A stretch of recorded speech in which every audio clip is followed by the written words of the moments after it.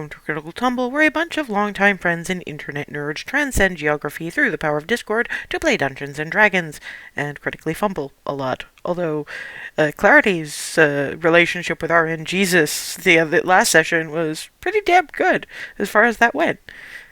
We'll see how long that lasts. Hey, enjoy it while you can. Celebrate it Yep. while you can.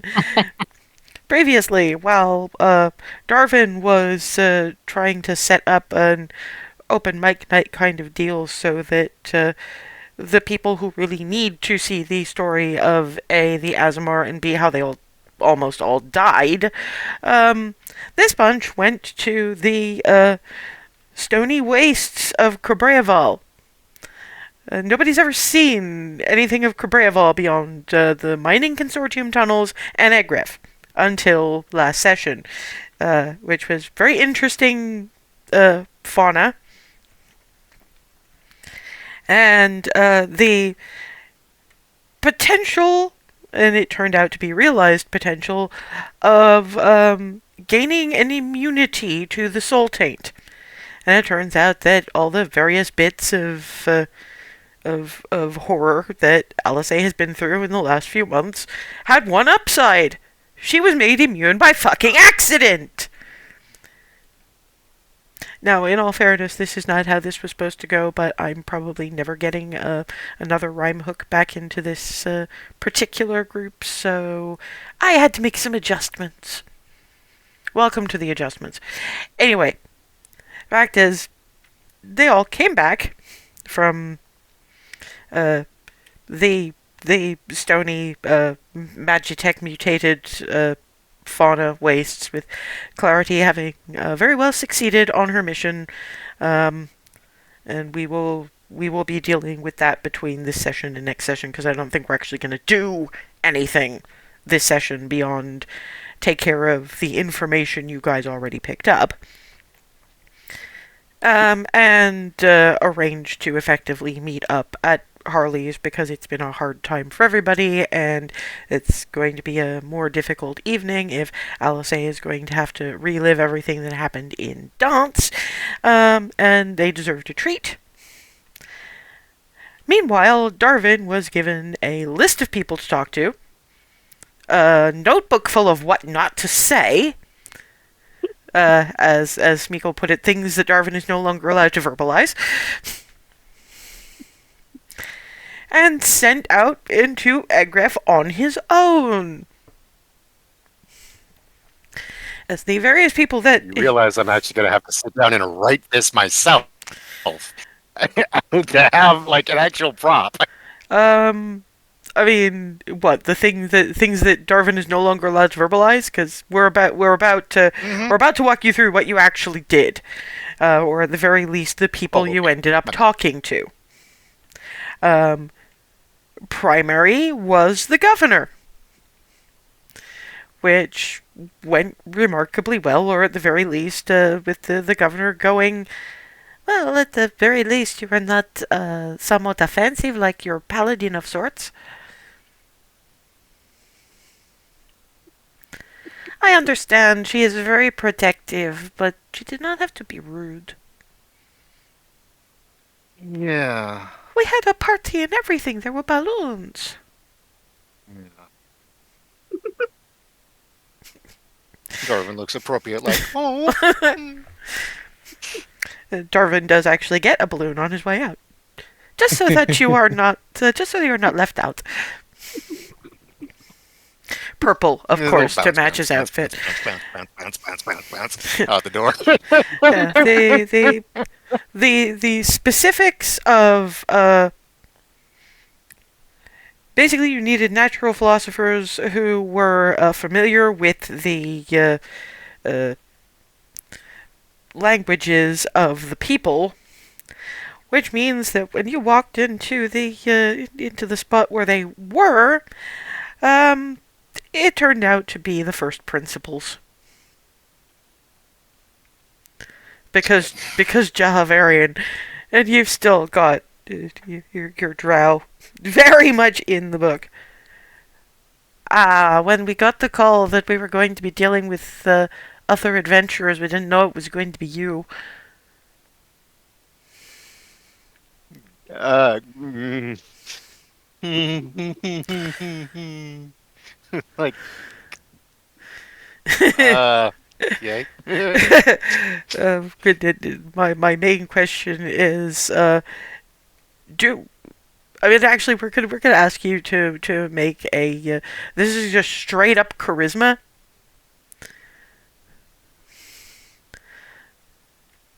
I just want to see how likely the babble is given that reaction. Oh dear.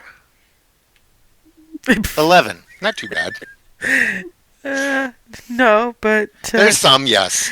yes. Okay, then, and this is because it's close. This is a hand of fate thing. Really? Oh, you do happen to mention the. Somewhere in the course of the babbling, you get stopped midway by, wait, what do you mean she has actual wings? Because they first met you before. Yeah, oh, right. Timing. Oh dear. Okay, rewind. uh,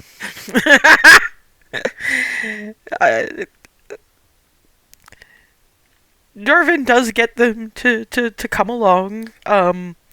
As he leaves, though, he's hearing arguments about when is an appropriate time to ask for feathers, because they already asked for blood samples.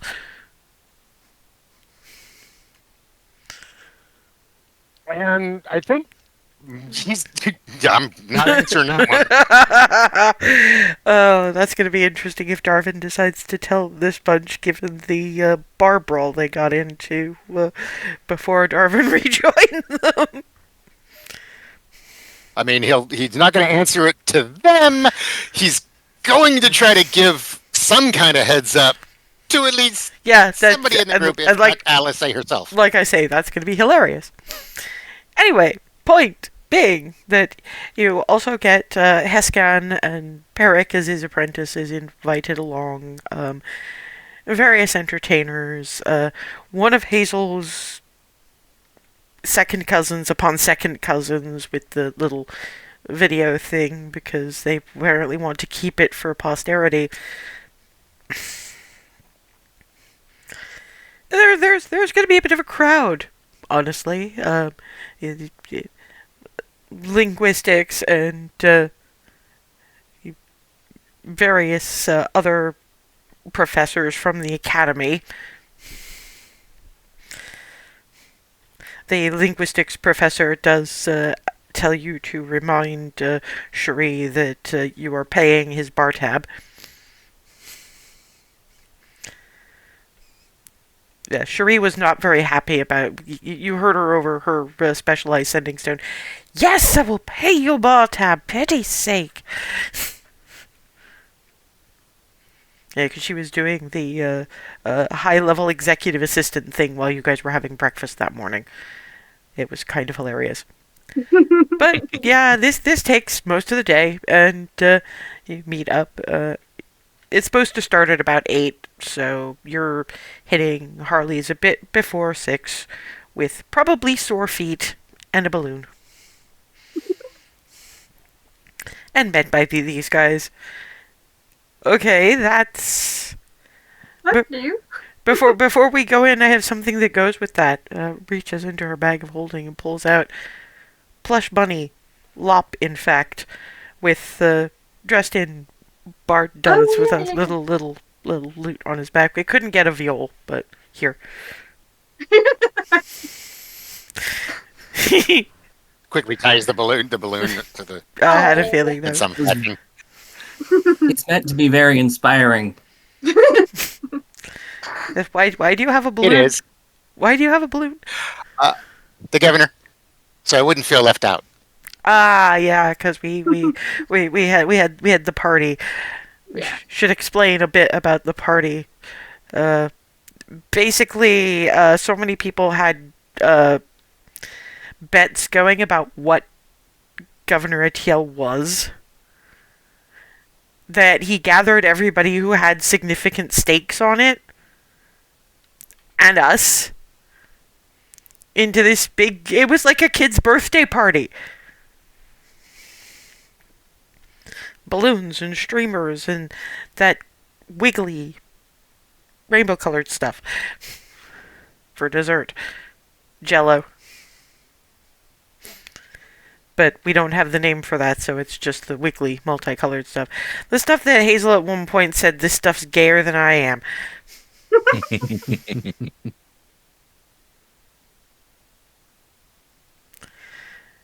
Anyway, let's sit down and you can tell us how it went. Yes. Yeah, and you get the maitre d'. We will sit you to your usual table. And, yeah, and the table and the menus, and you're just gonna order what you're gonna order. And so, how did it go? Yours is gonna be less earth-shaking, I think. Okay. Now I'm concerned, but yes, it went well. There's going to be a lot of people. Oh, yay. Professors and entertainers, other entertainers, and a number of folk. Yeah. I'm exhausted after all of that, so I'm a little fried in terms of who all I talk to. Because after a little while, they kind of lend a little. But oh, before I forget, the it was I had to talk to the first principals, and I They are kinda, coming? Oh, good yeah, grief. and they know about the wings, so they're probably gonna try to talk you into feathers, just to warn you. If I have to hit somebody with another fucking mug. Head tilt. We went down. One of the things that we ended up doing was we went down into the sewers and various other weird ass tunnels and things under this city that aren't mining consortium tunnel. You remember we mentioned the Order of the Mirage Shrine? Yes, yes. Well, to get there, we had to go through the back room of this grotty ass pub. And this was where the people who didn't really want to be on the main drag for reasons were drinking. We'd already got some attention with Barnabas trying to take too many mugs all at once and dumping like 4 of them on this one dude. He saved remarkably well, though. Paid the guy's tab. Hey, I mean, it's a thing to do when somebody's got a knife in your face, I guess. But, I mean, no harm, no foul at that point. So yeah, fair play, Barnabas. yeah. It's Bob Roll Diffuser 101. If that don't work, it's on. There's no other way. Well, Fair enough. in the case of immediately after that, though, there were some folks who were trying to. Well, they asked my price for one thing, and Oh no. Oh no. this to get my attention, while the other one was trying to pluck some feathers with apparently without me noticing. Like I'm not gonna notice. So they had these big ass chonky wooden mugs that were clearly designed to A, not be breakable, so he's not having to replace them all the time, Yes. and B, better someone hitting somebody with a mug than with something blade-like. So that went Yeah. into his face. And then it was quite the fight, effectively. I think Clarity Well, was... I mean, I think Clarity was going to levitate one of them to the ceiling, but it was over before that.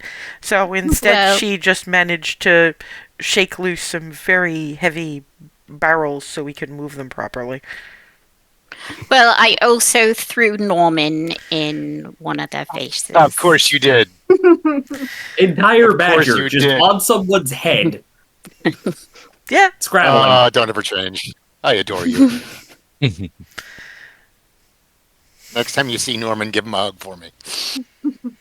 probably the next time the bag comes into use. But yeah, so it sounds like I'm having quite the command performance, governor and everything. Yep. Huzzah! I'm just glad I got my wristbands back. Gonna need those. Think about the ankle bands around somewhere too. Anyway, as for us, we went to a spot in Cabreval that isn't Egref the city. You know what's out there? Rocks. Rocks that Love eat rocks. other rocks. Wait. Okay, I figured rocks because stony wastes, but what?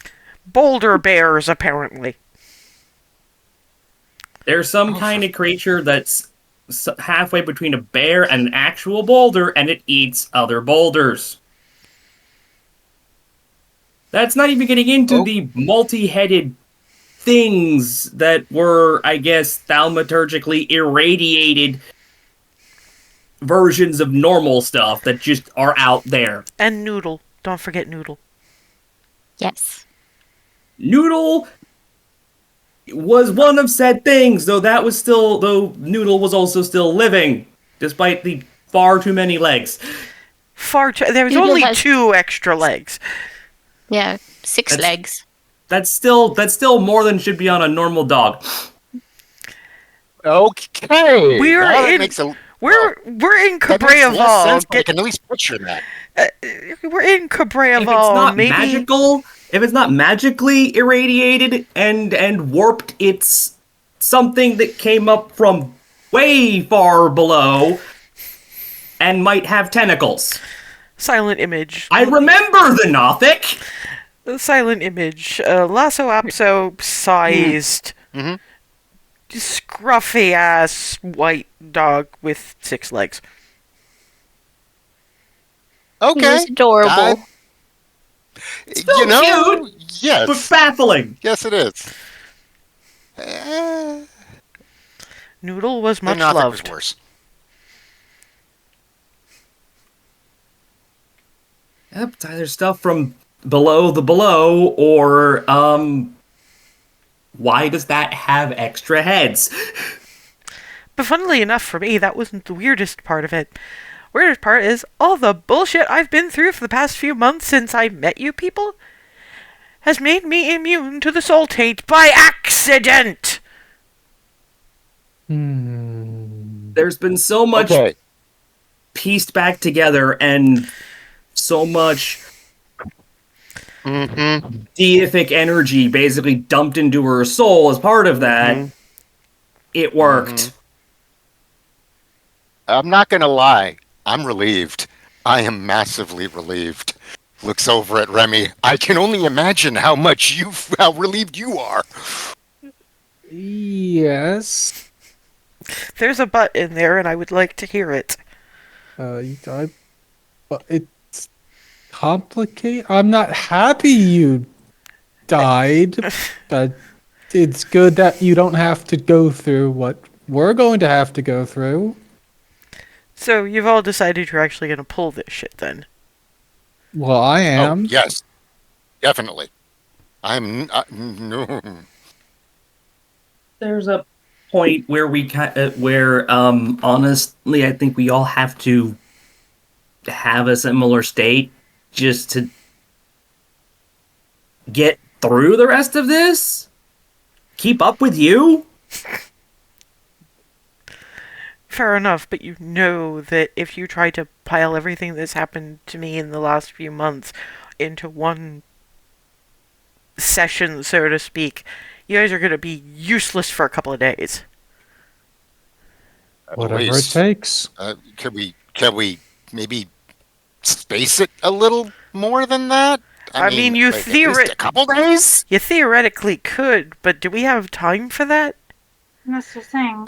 Yeah. Because Go all at once or not at all, Mm. and I think we can all take the getting cooked in the soul a little bit. I think the only issue is those of you who do not have a godly Yeah. patron.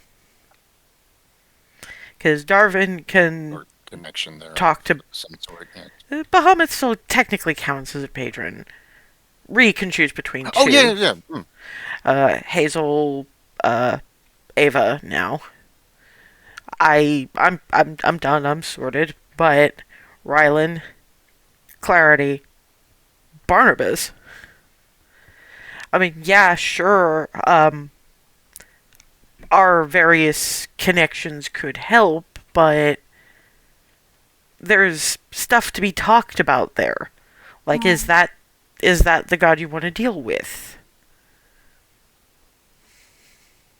Uh, How is somebody's actual patron going to feel about this? What's it gonna do to somebody who gets their magic from shadows?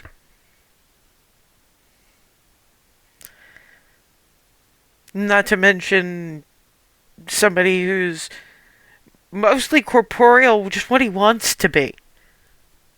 He can sort of branch bits off. There's a whole bunch of shit we don't know. Yeah, Barnabas got bounced through the planes on his way here, and from what he can do, it feels like he's displaced perpetually. And another thing that actually brings to mind is he's currently unable to, because he's currently unable to go back to Ravnica, right? Mhm. Because of his Alster state. right. Yeah. Would putting divine energy into his soul do the same? Or maybe It would more than likely make him belong here more. yeah. Mhm. The Which question is that even something that Right, that exactly. you want, Barnabas? Exactly. do Yeah. you, Barnabas? Well, I mean, You willing to Well, risk that? Yes. I didn't I say am consider the willing to do question. You that. don't have to answer it right Can now. everybody shut up because he's trying to talk and he can't when all six of you are talking at once? That's not a debate. I haven't.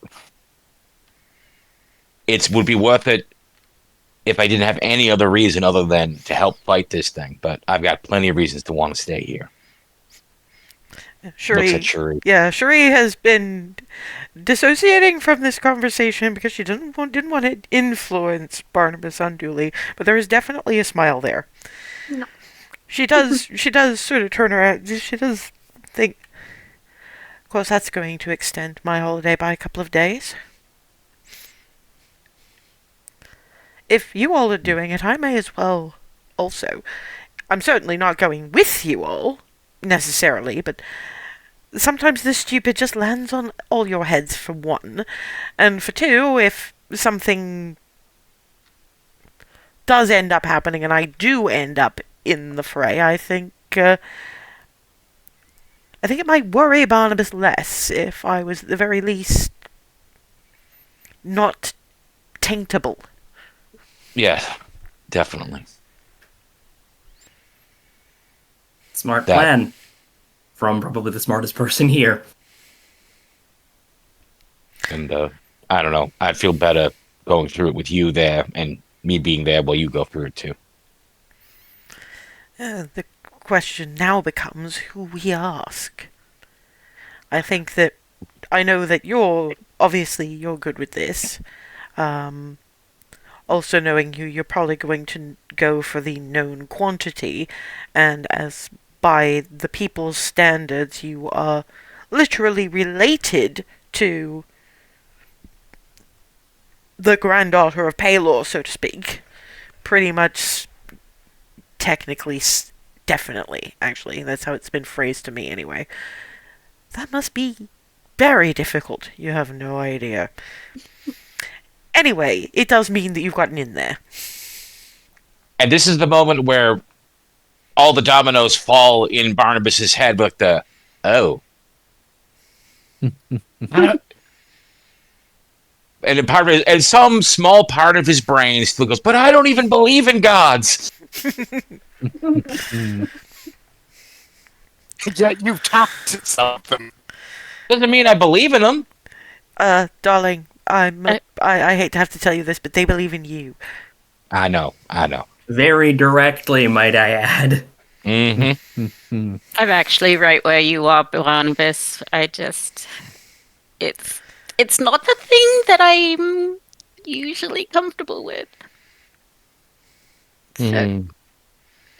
Swiveling over to our remaining two.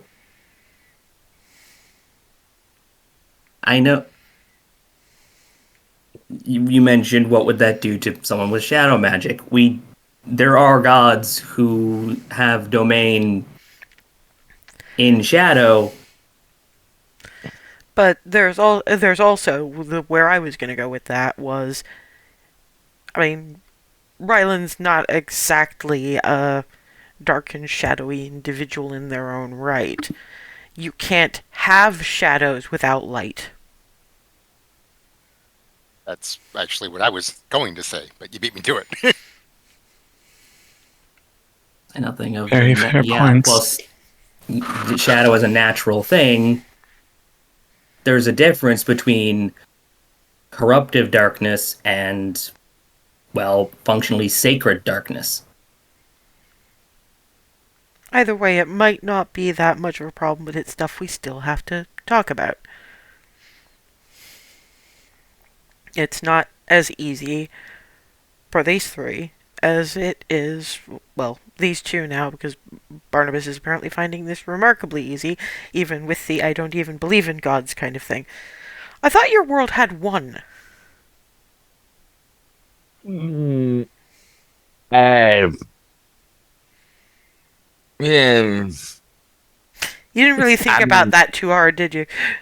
well, it's more of like there's nobody worshiping them, and there's no power being granted by them. So you could argue they're a god, I guess, but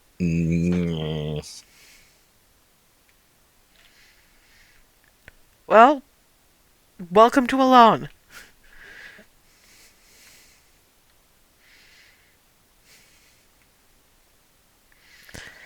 I mean, I mostly figure that, a, a Clarity, you're as atheist as you can be in a world where we all know the gods are. But, I mean, I get it. It's like, you see them. They're there. It's not exactly faith or belief. It's like believing in the postman. It's like the governors. Like, I know that they exist, and I'm not going to go out of my way to try to piss them off. But I'm also not going. I don't know. It feels weird. Uh, hasn't Hazel, like, revivified you at least once? There was that time with the Thunderwave. I was looking a for. spontaneous thing. I wasn't looking for specifics. I was just saying this is kind of like that, but bigger. Yeah, there was that.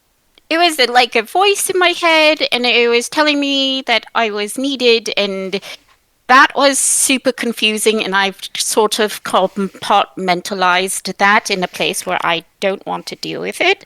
Well, maybe it's just And you were needed to be Hazel's girlfriend. kind of. Hey, babe. Hi. That, I mean, we do make quite a pair. She's got all the faith in the world, and I've got kind of none. So You got whimsy. That makes a hell of a difference. Yeah, I mean, that's the other thing. You're probably going to have to talk to your patron. yeah. I mean, theoretically, it's not that different than the usual healing, reviving, and stuff that we're getting. It's just there's more of it, and that having the cracks in your soul patched by divine energy, the only reason that we're dealing with the higher celestial powers is because they're the only ones with the power to do it. So maybe it's not thinking about them so much as gods as just incredibly powerful beings who have something we need. And if they expect us to save the world, then they should provide that service. Yeah. I can wrap my head around it in that sort of way of like, they're like I said with the governors. Yeah, it's like Barnabas's one pseudo possible god. You query God.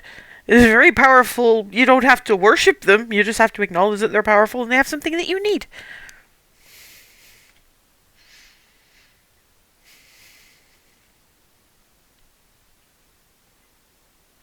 do transaction.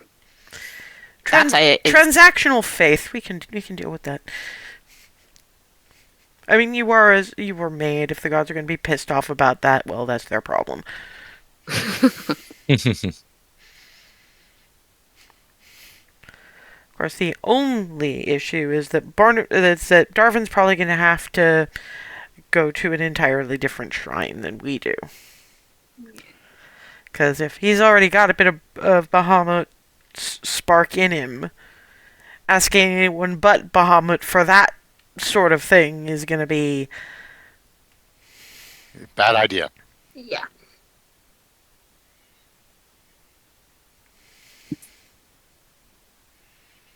And for everybody else, it's easier to go for Palor because you are in some way connected to those of us who are very directly dealing with them or their primary servants.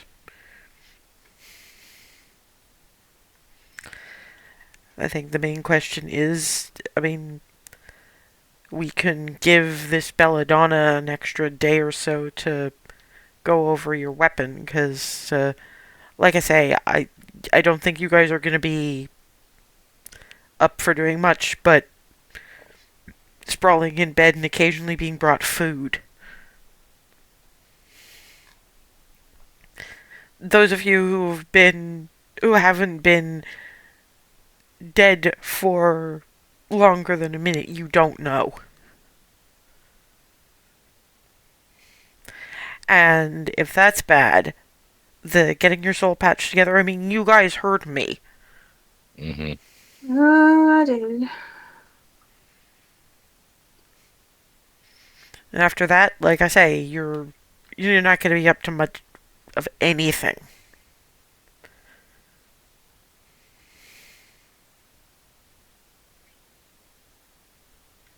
But if it needs to be done, I guess we go talk to folks. I mean, if Hescon's gonna be there, we can talk to him at least. Darvin, you're gonna have to find where the Shrine to Bahamut is. I mean, obviously on the Path of Faith somewhere, but it's not any place we've ever gone. I mean, we have maps. I can at least start looking there. Well, I mean, to be fair, Fine. given the architecture of the Path of Faith, you're gonna find it easily enough. More than likely. I mean, the place is... I mean, yeah, fine, the Shrine to Palor stands out most, but everything else is signage, religious art painted on the walls. It's actually a nice place just to walk because the architecture is really interesting.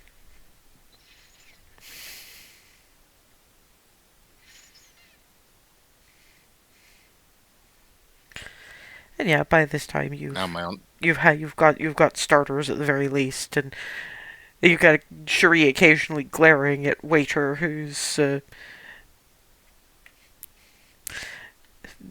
possibly lingering a little because what you're talking about sounds really interesting, and getting Cherie's "Do you mind?" look. It doesn't even say anything, just gives the...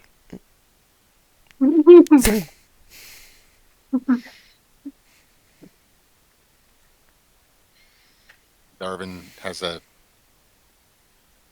quizzical look in his face, like he's contemplating. And Sup? if anybody asks, it's just a question, just a case of just trying to figure out the best time to make that walk. I was in order to actually get the things done, I assumed we were starting first thing in the morning. Probably going to want a light breakfast. This sounds like it's going to be painful. And hey, at least you've got somebody who's still, like, movement capable. I'm gonna have to take care of everybody. Sorry. No, this is good. This is like... it's the wrong word, but it's a similar feel. It's payback.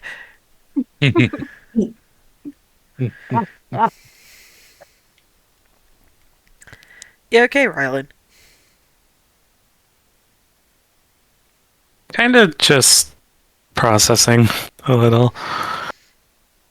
A little or a lot?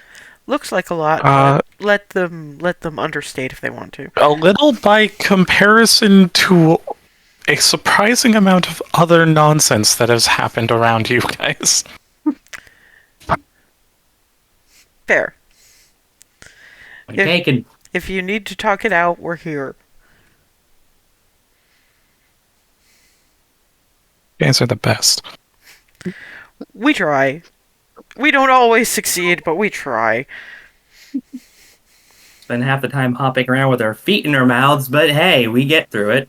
Some of you do, excuse me. Yeah, that's why. Some more than others, yeah. That's why I said. That's why I didn't say we spend half of the time hopping around, because You're those taking of an us who average do of the compared to entire those of us who group. don't. Right.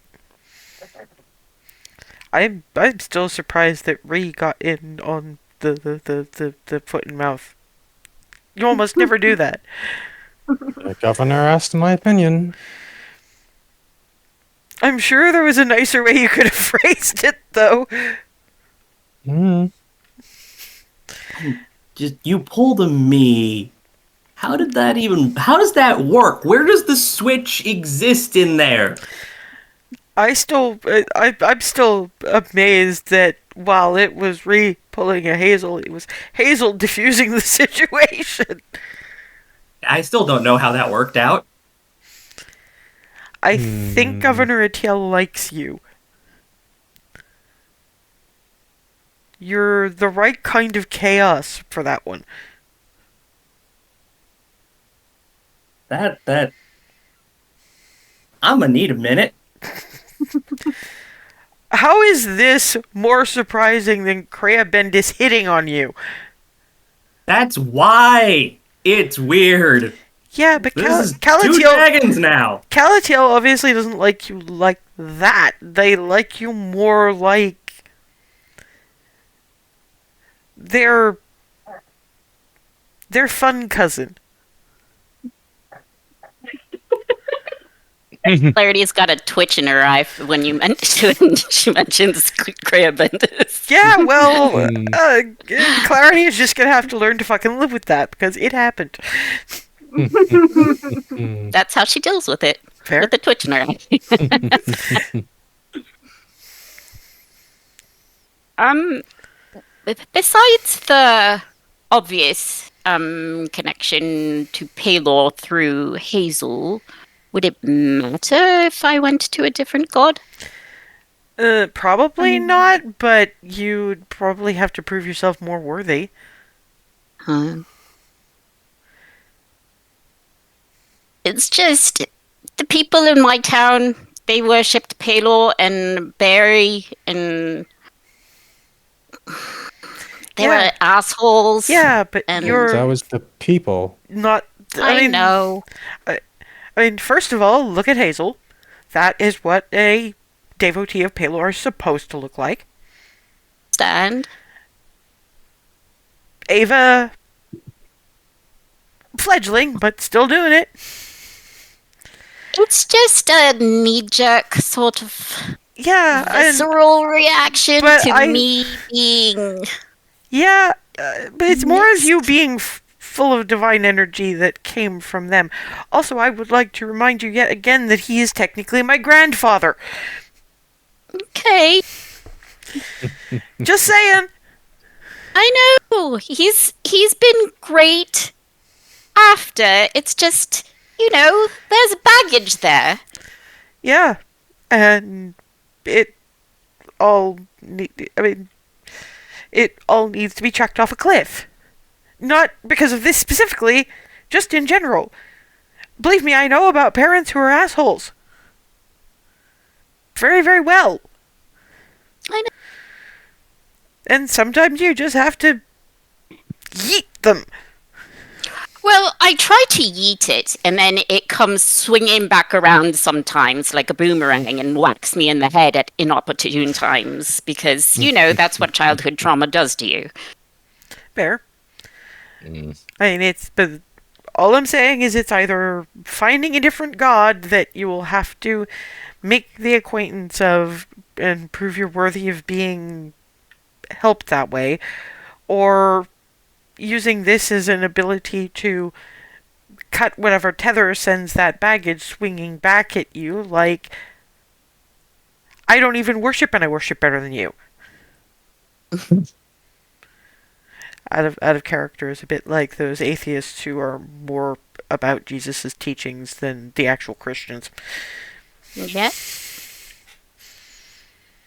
Whichever thing you do, right here with you for it. Thanks, darling.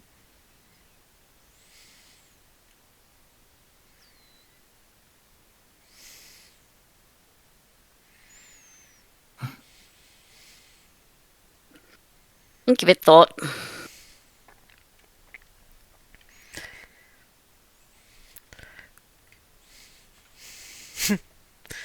And silence descends upon the table, because of course it does. Yeah, with the eating and the contemplating and the Alice kind of making sure that those who are a little bit too lost in the processing have their plates kind of nudged towards them, like you still have to eat. Apparently doing the caregiving thing on you guys, getting a head start on that.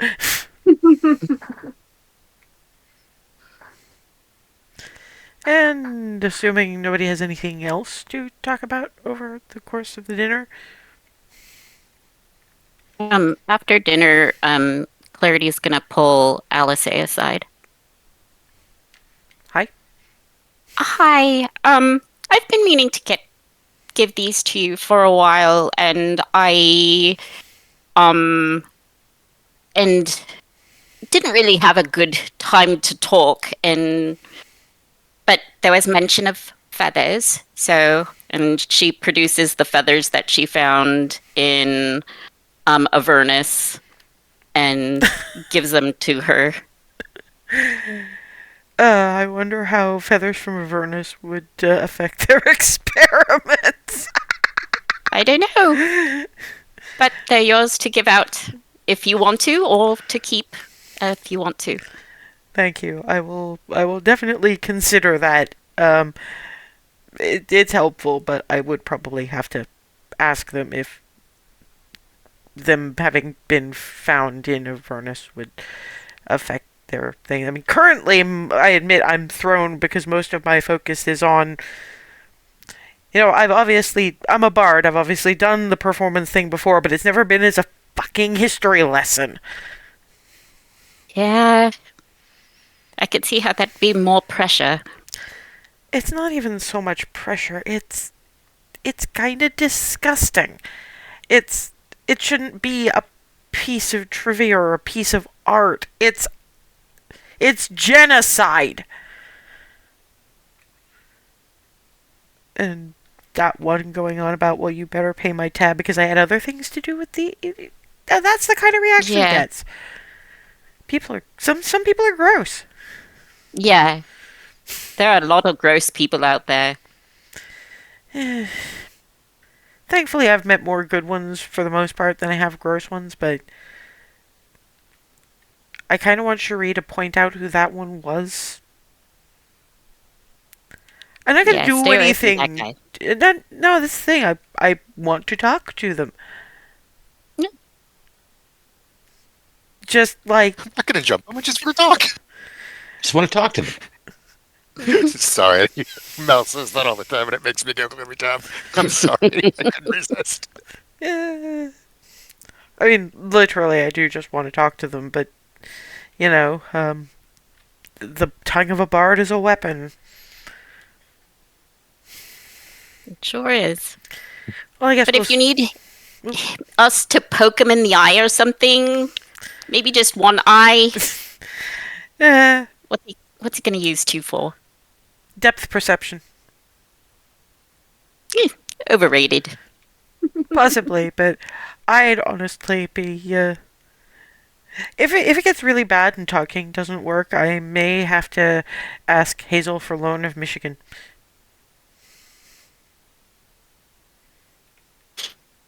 There's a lot of chaos in that small corgi-shaped creature. And that's only cub.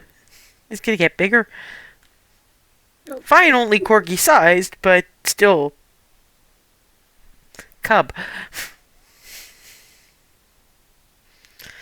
I Yes. sense more mischief. You don't corner the market on it, you know. I know. Yes, currently, Michigan, who's nicked stuff off Hazel's plate until Hazel got fed up and actually started feeding him, is still sort of singing the Omen Gremlin, Omen Gremlin from inside the griffin bag. Still making that noise and the Peak, ear bits wibbling peak about. adorable. It's God. It's like corvid owl with the horns, metaphorically speaking. It's a sawn ears. Yeah, it's like this bird hybridization, and then they tacked on a whole heck of a lot of the rest of a griffin to it, just cat-sized. Well, in this case, quirky puppy size, and still looking up at Hazel adoringly, and just peak adorable. It's still getting food, despite having been an absolute goblin about it. Well, by this point, we're probably out and heading in the general direction of where open mic night is happening. It's not a bad little, and it's somewhere between theater and old timey supper club. They don't have theater seats. They have bars either side and tables. You guys have to push like 3 tables together to be able to all sit at one. Person who runs it is a tiefling. Skin kind of a mid-brown. Hair they've probably dyed in that immense rainbow of colors that it currently has. Although maybe not. It's one of the best dye jobs you've ever seen, if not. And comes up and goes, I was told to be looking for the one with wings. That would be you. I mean, unless you want him to do some points at Michigan. Does he do tricks? He does omens.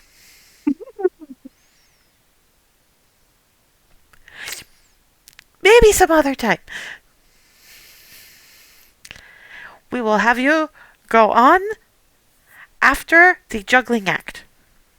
I'm going on with, after a juggling act. Shree's like, did I know I explained to you what this is actually about, and you want her to follow juggling?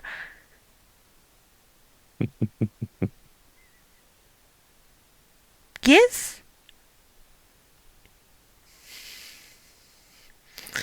Excuse me for a moment. Gets up and heads over to table over in the corner where, yeah, that's Governor Atiel. And the other 4. Oh boy. And LSA looks and goes, and of course they brought the siblings.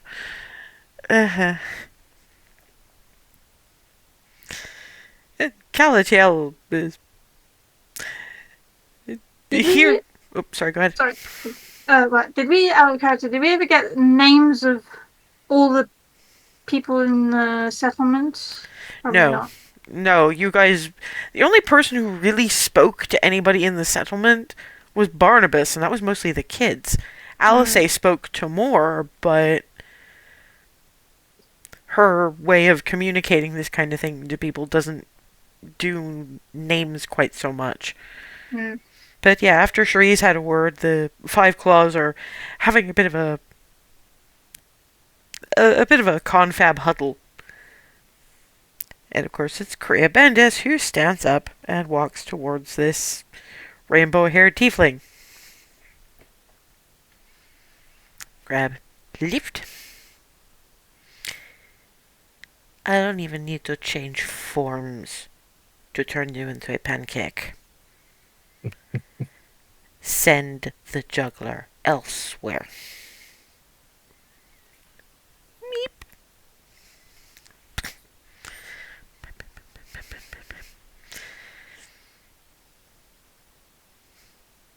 I'm gonna go talk to the juggler now. This is gonna be a day, isn't it? If I can reach her, like, pat her shoulder. By this point, she's sort of sat on. I've had to find a stool because, of course, the wings. Is removing the boots and strapping sort of things similar to the ones she wears on her wrists onto her ankles. There is more in the way of metal on those ones. Give them a shake. Ching, ching, ching. Okay. Yeah, the now terrified looking rainbow haired tiefling is just going, we have a change in tonight's open mic night program. Alice Featherwind of the Cupcake Coterie, dancing the fate of the Azimar. Those who were not summoned by Cherie at the start, look incredibly fucking bewildered. So Alice, barefoot, in her bits of jingle, steps up. For those of you who don't know, and I'm assuming that's a lot of you, how are you not sure about what Asmar are when you've seen that bloody play? And, like, 3/4 of the room goes, oh yeah! Well, some of you must have wondered why it's just me. You're about to find out. And, yeah, it's only Barnabas and Remy who really even halfway understand what she's doing. Because they actually know the core language. But everybody gets the sense of... The theme is loss. Because first it's how the Azamar lost their initial settlement. Because apparently they more or less came into being and formed themselves a little settlement. Sort of, seems to have been sort of north, but North Island. So mostly they were getting supplied by the Moskoi. Unfortunately, because they were probably, you guys know probably because they were so far north, or at least you two know, because you're the only ones who really understand any of what's being said here. Their settlement got hit the same as the Rhymehook's place was. More got away, though. Thanks in part to the Moskoi, and they lost as many of those as they did Azamar.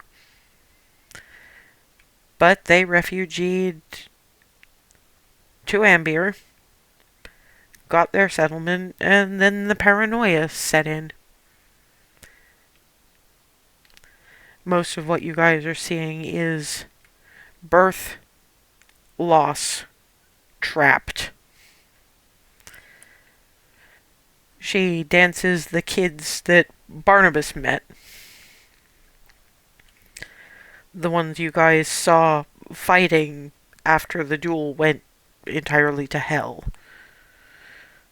So this is the first time you're actually getting any kind of sense of them for the ones who don't speak the language of the people. The overall feel is fear, regret, boredom, unease. They were supposed to be doing something else. And they knew it, but they were too afraid to go against what their own people were saying. Which, again, for those who actually speak the language, that's the more nuanced. You still know you're not getting everything. She dances the duel. And what happened afterwards?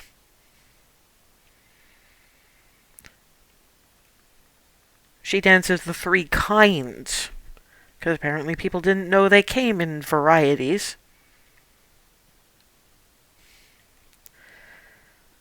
She dances Jessamy. And her groups turning to Aranese. And a death they didn't even have to look their victim in the face for. She dances Skylar. Hazel gets more of an idea there. Because at least there's someone, apart from you guys, who wants vengeance for what has happened.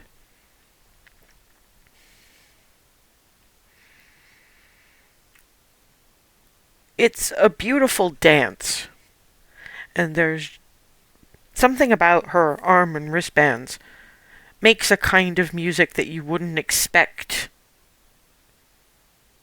to be so tuneful, just because it's, most things you wear something rattling around your wrist, it'll rattle, but something about the way she moves makes it tuneful and emphasis. It ends inconclusively, and she says both in the regular people's sign language and in common, stories like this don't really end. We're still in the end game of it now. But it's entirely likely that once the three of us remaining are gone, you will never see the Azamar again. They were treated so badly that the gods are withholding that gift. If you want to do something about it, depending on your belief system, I guess. And then just steps off. Silence. Because on the one hand, it's clear that everyone was riveted, even if they didn't understand what was going on. But applause doesn't feel like the thing here. So it's Jahavarian and a couple of other people who clearly are from the north stand up and 3 times, and that's apparently it. And they're smart people in Egref, so they do the same. Alisei gives Jahavarian a bit of a thanks, smile and nod, and plump back onto the stool. Starts removing the ankle bits so she can put her boots back on. You okay? I don't know if you can ever be okay after something like this. I don't think this is something that humans or half-elves or elves or even tieflings are really going to understand. I think it's Barnabas who comes closest now. It's important for them to know what happened, though. I know.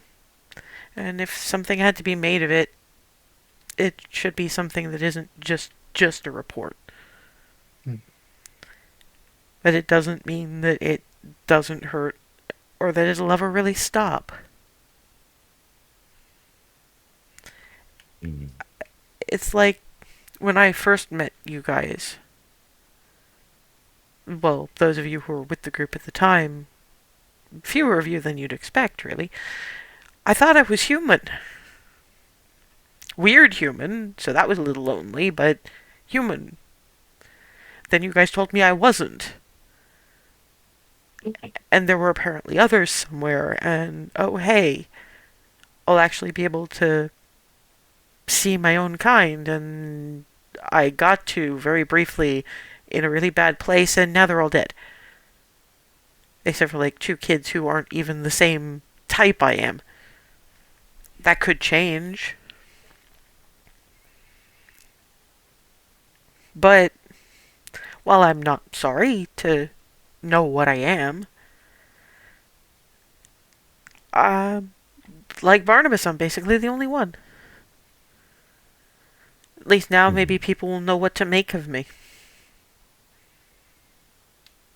That's about the best I can expect in a time like this.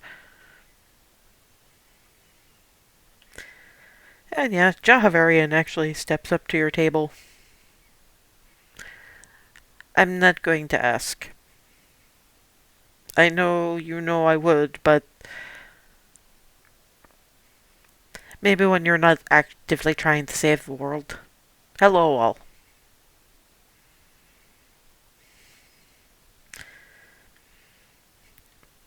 I'm coming here only because some of my colleagues are still upset about the necessity of culling Baiti.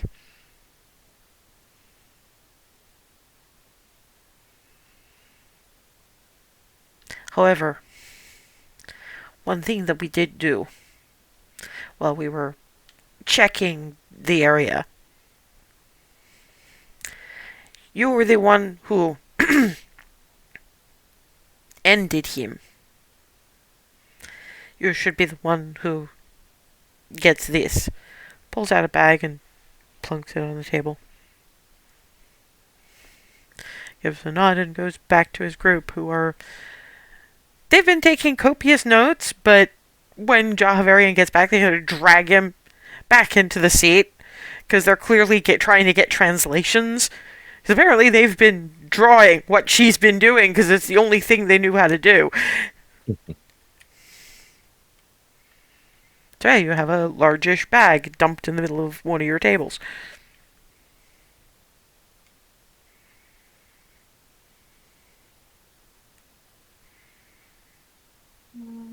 But he was addressing Alice. He was addressing the entire group. The ones who were, I mean, mostly the ones who were involved in dealing with Baiti, but that's basically the whole group, even if not all of the group was there at the time.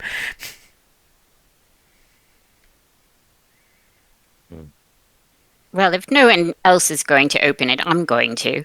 Well, it's not tied up or anything, but when you open it, you realize you probably should.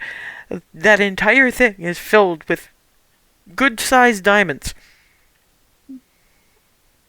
Ooh. Ooh. And think I was worried about how we were going to pay for the various revivifies that you guys are going to need.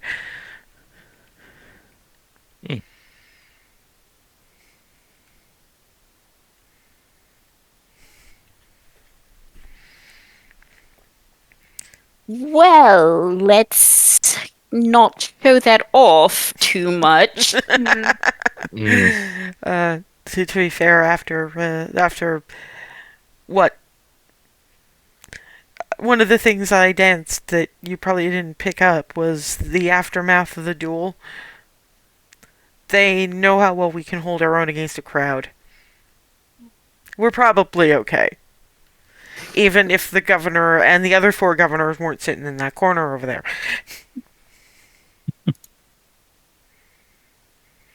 Yeah, apparently the juggler's been pushed way back because who's taken the stage now is really big burly ass half orc with a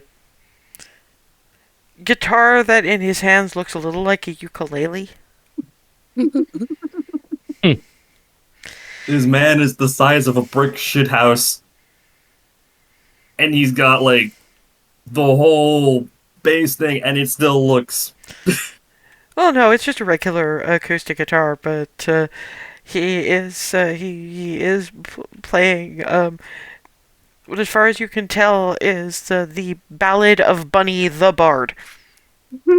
Apparently, they think the bunny is his name, not just his species. It keeps warping further. Darvin is like grinning like an idiot. Just Do we want to stay for more of the acts, guys? I'm leaving if you want to We leave. well, let's at least wait till the end of this one because I think Darwin's getting a chuckle out of it. It's Yeah, I was just about to ask if we could say at least to the end of this. Please, thank you. yeah, this one is it's gone to some very interesting places. Apparently, uh, Bunny the Bard is a rabbit bard of unusually small size, and the entire thing is this attempted courtship with a pixie.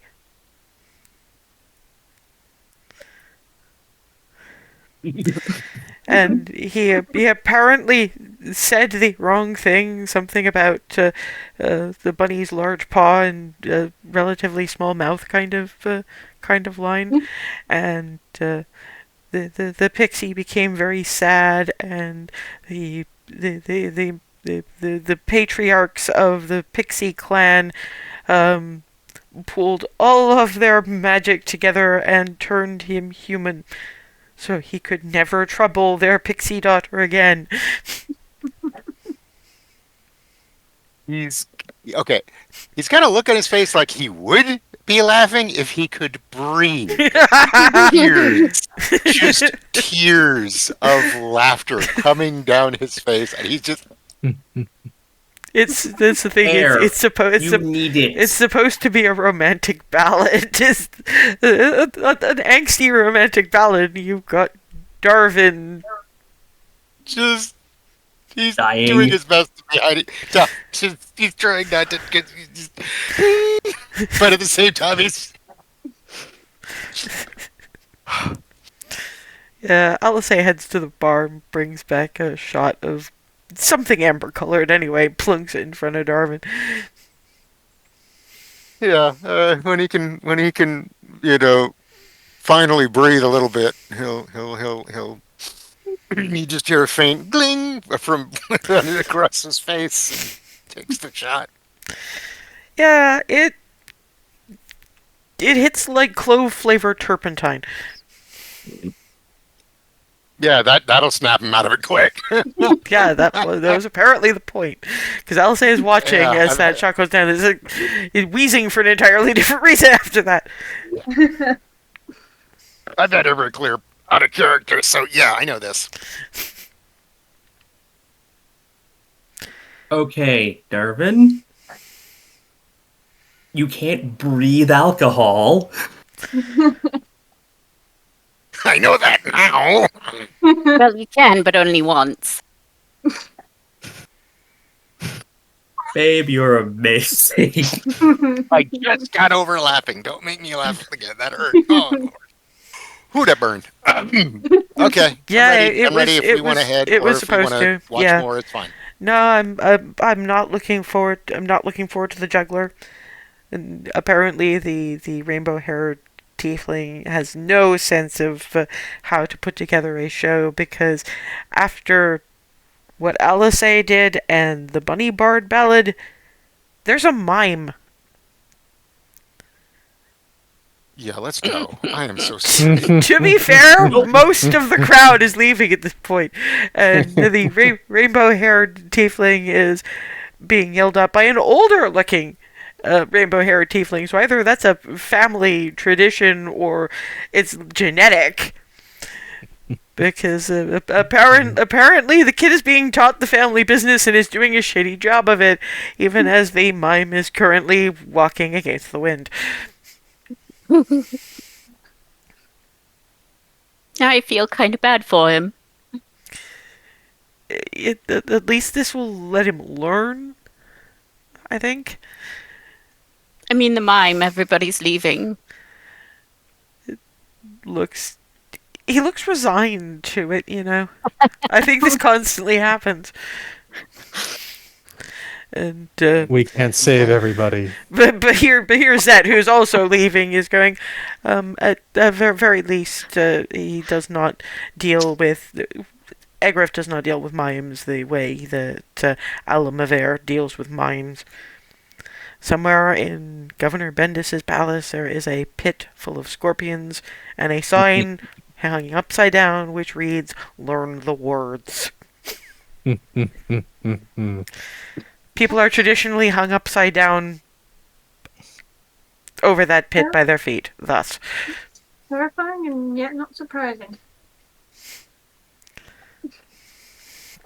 Yeah, Crybendis is long gone because she's not going to do violence in her siblings' space, but at least not over mine, but she doesn't want to be there for it either.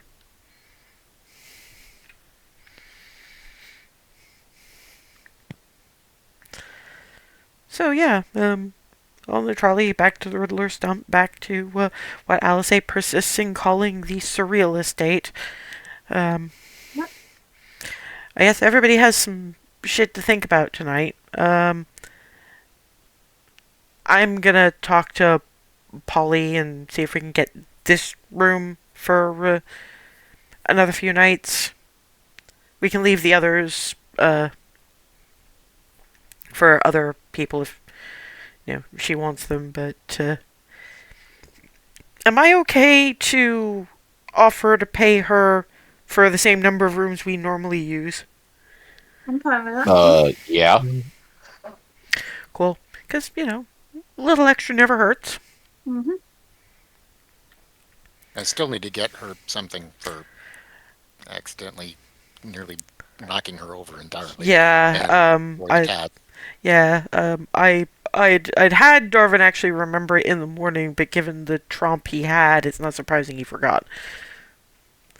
Well, perhaps you can, even though the house will provide things to cook with, I've been making it a morning tradition to go out to pick up some things for breakfast. And while it's going to be a bit of a light meal tomorrow morning, it still might require some things. So, if I can wake you at the same time, we can have you as our shopping companion instead of Rylan, who I imagine will have a bit more processing to do during their non-trancing time. Probably. Yeah. I know, it's a great deal. I would apologize, but honestly, beyond going through it as well, I'm not really involved in this. But your company will be missed. I am sure that Darwin is an acceptable substitute. Louder, but still acceptable substitute. Depending on how I shall good endeavor he is to at live mornings. up to that expectation. I suppose it also You depends. probably won't yell at maple syrup to nearly the same degree. Well, we still have some of the last one left over. The bottle I bought could not defeat even farm girl appetite, apparently.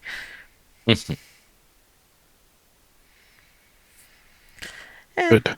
And we're about at break time, so we'll leave it at heading in the general direction of bed, and when we come back, give a think as to what kind of processing you're doing, and those of you who are on the fence about stuff, come back after break with a decision, I guess. And we're back. Back in what Alice A. persists in referring to as the surreal estate. And just double checking, anybody want to have any pre-bed conversations?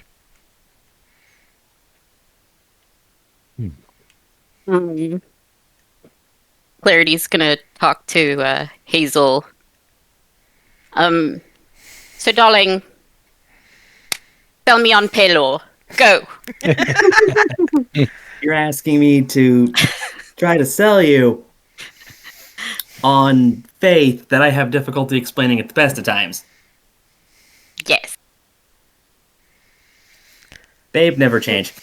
What's good about Pelor? What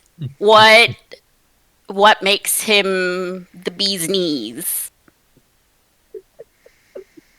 You've seen full well what I try to do on a day-to-day basis. Sure, but how does it start though? Do you? I don't know how praying works. It's just talking, isn't it? Kinda, yeah. Out of character. I mean, if you want to make ridiculous jokes, you could argue that being a warlock isn't too different from being a cleric. The connection feeds this. The connection will result in the same sort of, I guess, power up, but in a different way. not too different even then. Out of character. Clarity is intelligent, Hazel is wise.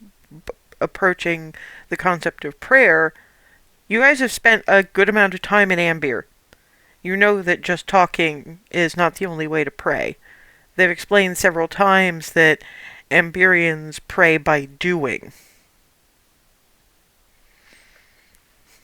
Plus, there's also just That's what Hazel does with her whole life. The being kind to people, the growing of the things, the feeding of the things, the making things better. She prays through those actions as well as in words. I think is Clarity what clarity understands is. that. She's just being facetious because Okay, she's not. but that's the thing. We don't know that. I'm just Yeah. saying that that's the kind of thing that Hazel, if she didn't know that Clarity was being facetious, which is entirely possible, she might say. I just know because Smeagol's not great with words sometimes. plus there's also the whole. I mean, like I said earlier, what I do on a day to day.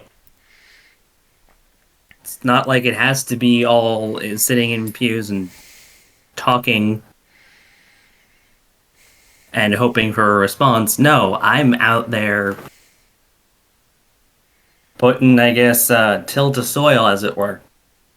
Doing the farm girl thing just everywhere. Leave the place better than you found it. Improve stuff. I like that idea. Find some asshole who's being a dick about taxes and kick him in the junk. Ooh. That sounds fun. Yeah, it's not. You don't have to be like 100% follow the laws, rules, and whatnot to be. So long as you're doing good, you're doing good. And if it happens to be in, say, Paylor's name or in the name of whimsical shenanigans, all the better. I think I can wrap my head around that. It's what's sticking for me is that the people I grew up with did a lot of like Paylor says this and Barry says this and you have to honor them by doing this and this and this and smiting the heathens, and usually the heathen was me.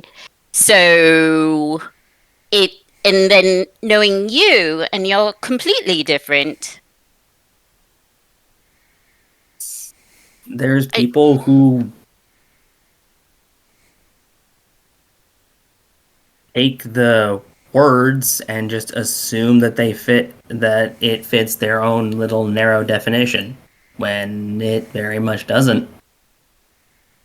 Just because one group decides to obsess and fixate upon a specific phrase or a specific thing that was said once doesn't mean it's universally true. Because if Paylor had such an issue with an entire race of beings as like heathens or whatever, given how close the gods are to this world, that would have been changed a while ago. Something would have happened, something drastic.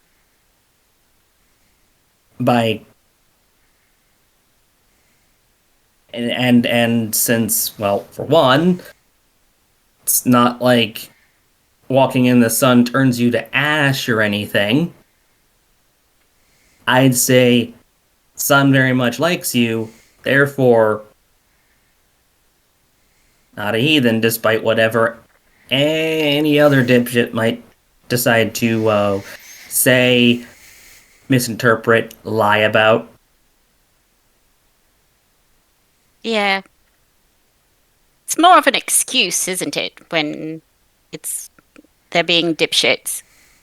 They mime the words and the actions and don't actually have any meaning behind them. When you have meaning behind what you do, then that's real.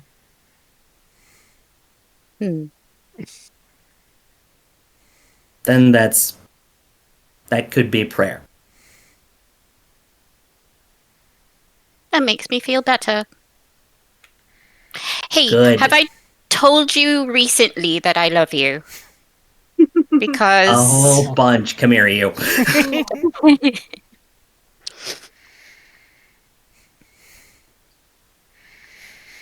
Yeah. Honestly, for Remy, all LSA really has I was about is to say, Remy will look to LSA in the privacy of their room. you do understand that I don't like the idea of any of you, but particularly you going through that shit, right? I was going to ask if you are actually okay with all of this. I know it's necessary. That doesn't mean I feel any better about it. You guys don't deserve to suffer, but it's a necessary suffer, so I get it. But what am I going to do? Tell you not to do it? And have to worry about worse later? Mhm. I am going to do this I know one way or this. the other. That's why I'm not. That's why I'm not giving anybody any shit, and I'm just being like, okay, I will be caretaker for you guys for a couple of days. Or however I, long you need, because I don't know how badly drained you're going to be if you do this back to back to back. I just know how much it hurts. Mm. You can't expect me to like how much it's going to hurt. No, no. She'll just give her a hug. A hug is very much returned. It's like, well, at the very least, I get to actually smother you guys for a change. I can think there. I mean, there are certainly worse fates. Actually, that's a thing that I was thinking. I don't know about your mom, but if we're worried about Belarus, I imagine your dad would be strong enough to go through this. I Hmm. know, but it's a thought you gotta have. I mean, think about Cherie. Hell, if Hazel doesn't think of it herself, if we do go pick up legs, we might want to mention that to the retired diminutives. Mm. I mean, we can't force them to do it, but they should at least know that there are options. We should tell Hazel's moms, yes. But you're dubious about your own parents. I feel like that's a case of if break glass. I saw a box in Egrif that said break glass in case of emergency. Yeah, I think it's like that. but they probably need to know that there might be the emergency. Because Yes. if they you were the one worried about because Belarus is on the coast and a quick jumping off point from the southern lands, and if they do defeat the people fighting in the southern lands and come up north, Belarus is going to be one of the first places they hit. That's the bit you were worried about. Yes. So, wouldn't them at least knowing that and being able to make an informed decision ease your worry somewhat? No, I'm just saying. you're right. It's the thing that we don't like this, but it Yep. is important. I mean, I honestly bet your mother is hiding a few talents that would make her suitable for it as well. You know. It is entirely possible. Just saying. But yeah, if I'll mention that to Hazel in the morning in case she hasn't thought of it herself, and at least they'll have more time. Interesting to see if Eston decides to pick that up and how Nerul would go about it. I would certainly hope that if port in the southern lands does fall, the governor will tell us that How? we should be I mean, they must have people In that city, you can cast Ascending to warn that they're Oh, being overrun. quite possibly, but depends on whether or not they'd have time. But we'll see. That's all we can do. But this is the kind of thing that we need to talk to some people in Belarus anyway because of that guy Lucas. He had all that stuff about, and I know that it's being passed on sort of through Cherie, but we should probably mention to them that there's anti-black shit substances to go on cloth and leather armor. Mm-hmm. Stuff like that. Wouldn't be a bad time to make sure that everybody knows their options.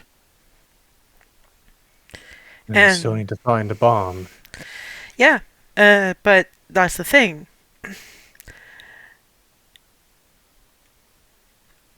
We have a Cherie, for one thing. Mhm. So some of the stuff we can outsource. But at the same time, we also have people who can teleport. Mm-hmm. Also, you never know what you'll end up finding out in the places you end up going. Yeah, that's also a good point. The more information, the better. Mm. Besides, like I say, you're not going to be able to do much of anything for the first couple of days. I imagine day one, most of y'all aren't going to be able to move very much. Day two, you might be ambulatory, but you're not going to be able to fight. Mm-hmm. So that would probably be a good errand day. Forgive me for trying to find a way for you guys to still feel useful, even when you're too fragged to fight. Thank you.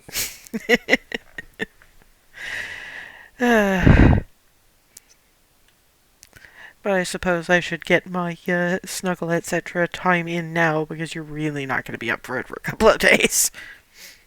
I mean, it would have to be pretty bad for that to be the case, but Trust me, it's pretty bad. I do understand you have other people you also need to take care of. Yeah.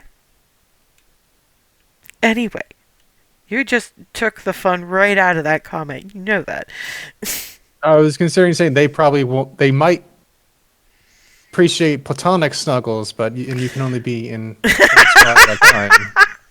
But I think that at least 4 of them have got platonic cuddles handled, and Yep, the that's also true. The ones that don't, I have a menagerie. That is also a very good point. We're gonna need that. Everybody's gonna need emotional support fluffies.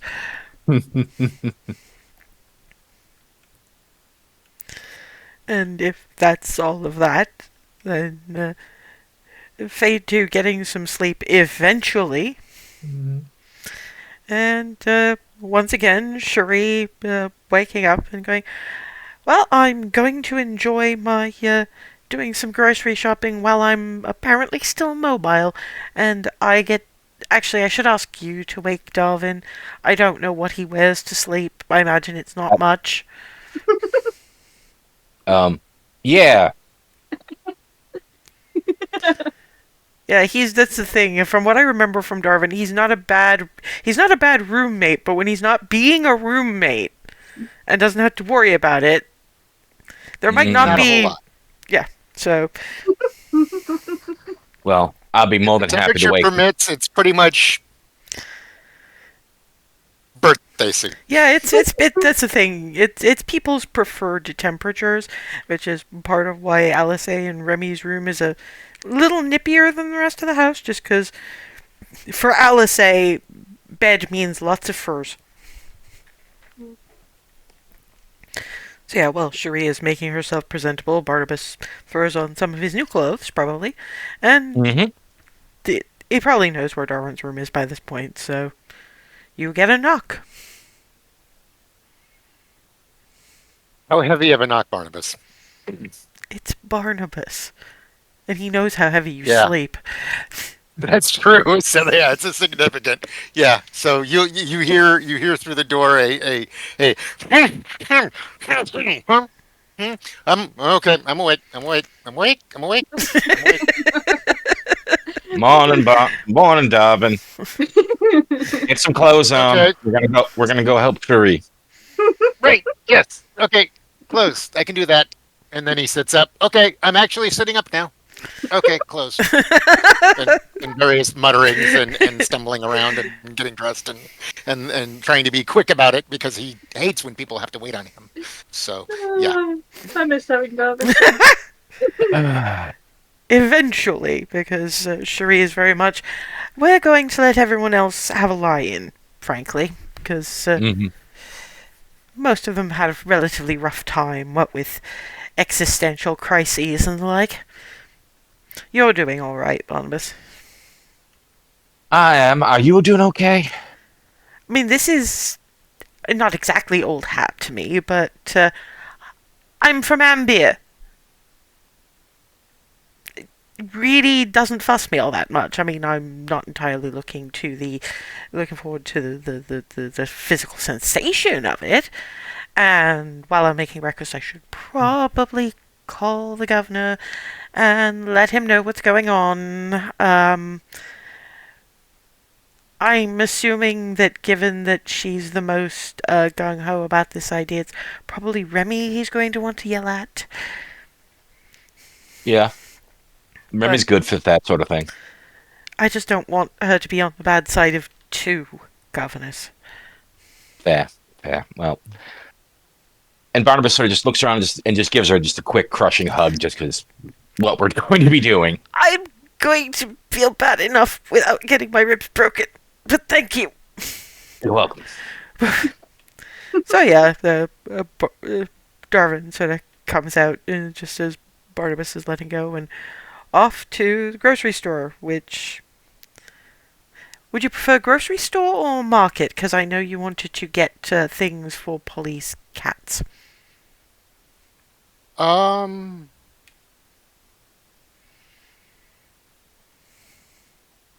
Toys your food. Toys your food. Toys your food.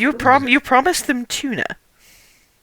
That's right. I knew there was a fish involved there somewhere. Yes. So, yes. I'm not sure which place would Well, be better for that. I mean, I imagine that the fish is fresher at the market. That's true. You're probably right. So, market it is then. Sounds fine to me. I was considering effectively those very flat, thin pancakes with chunks of baked apple. You just roll them in the. So not quite as many ingredients as the last couple of times, but again, light breakfast. I don't know how everyone's going to feel after everything. So yeah, I mean the market's nothing like the markets in Ambier, but it's not a bad little farmer's market as far as these things go. You do have a fishmonger's stall sort of out of the way so that the smell of fish isn't everywhere.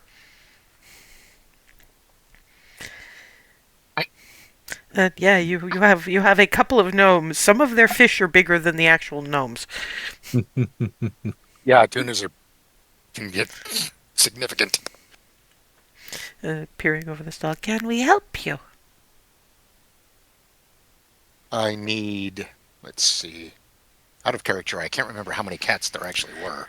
You never asked for an exact accounting, but at least 24, possibly more. Okay. I need enough tuna to treat at least 24, possibly more cats. Are we thinking big treats or are we thinking little treats?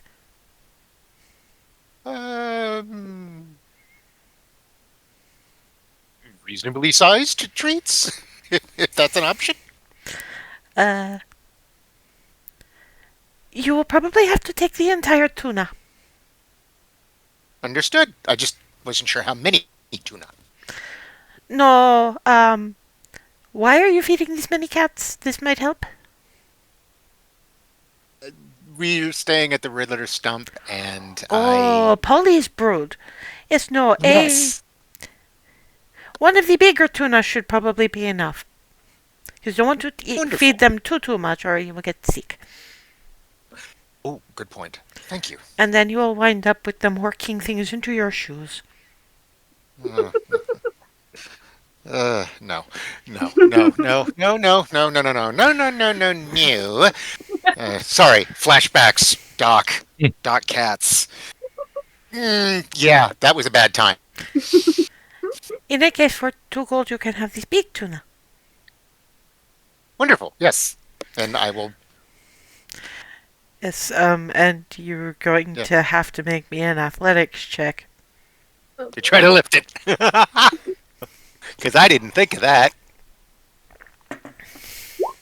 14. You're staggering, but you got it. I mean, they've wrapped it up in paper, so you're not having leaks or anything. But when Okay, this was a bad plan. I got it. I got it. well, I got it. the thing is that Barnabas and Cherie left Darwin to his own devices while she was picking up apples and crepe fixing. So when you guys rejoin, Barnabas in particular is seeing Darwin struggle with this very large brown paper wrapped parcel. Yeah. I can help you with that. Please. Yeah, with a strength of 4, I'm not asking him to roll athletics. Yeah, he's taking Right. it from you now, so yeah. Okay. Thank you. Oh, that's a lot of fish. That's a lot of cats, dear. I told him. Yes. I told them it was for. I told them it was for Polly's, and they said that should pretty much that should just about do it, if not more than. So. All right. Of course, you do realize that because you have purchased a whole tuna, you're going to have to skin, dehead, and debone it yourself.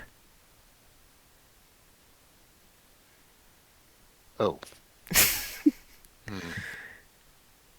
I may have to ask for help. I can, but I'm fairly sure Alice would probably be better at it than I am. I was gonna ask Alice for some assistance. Yes.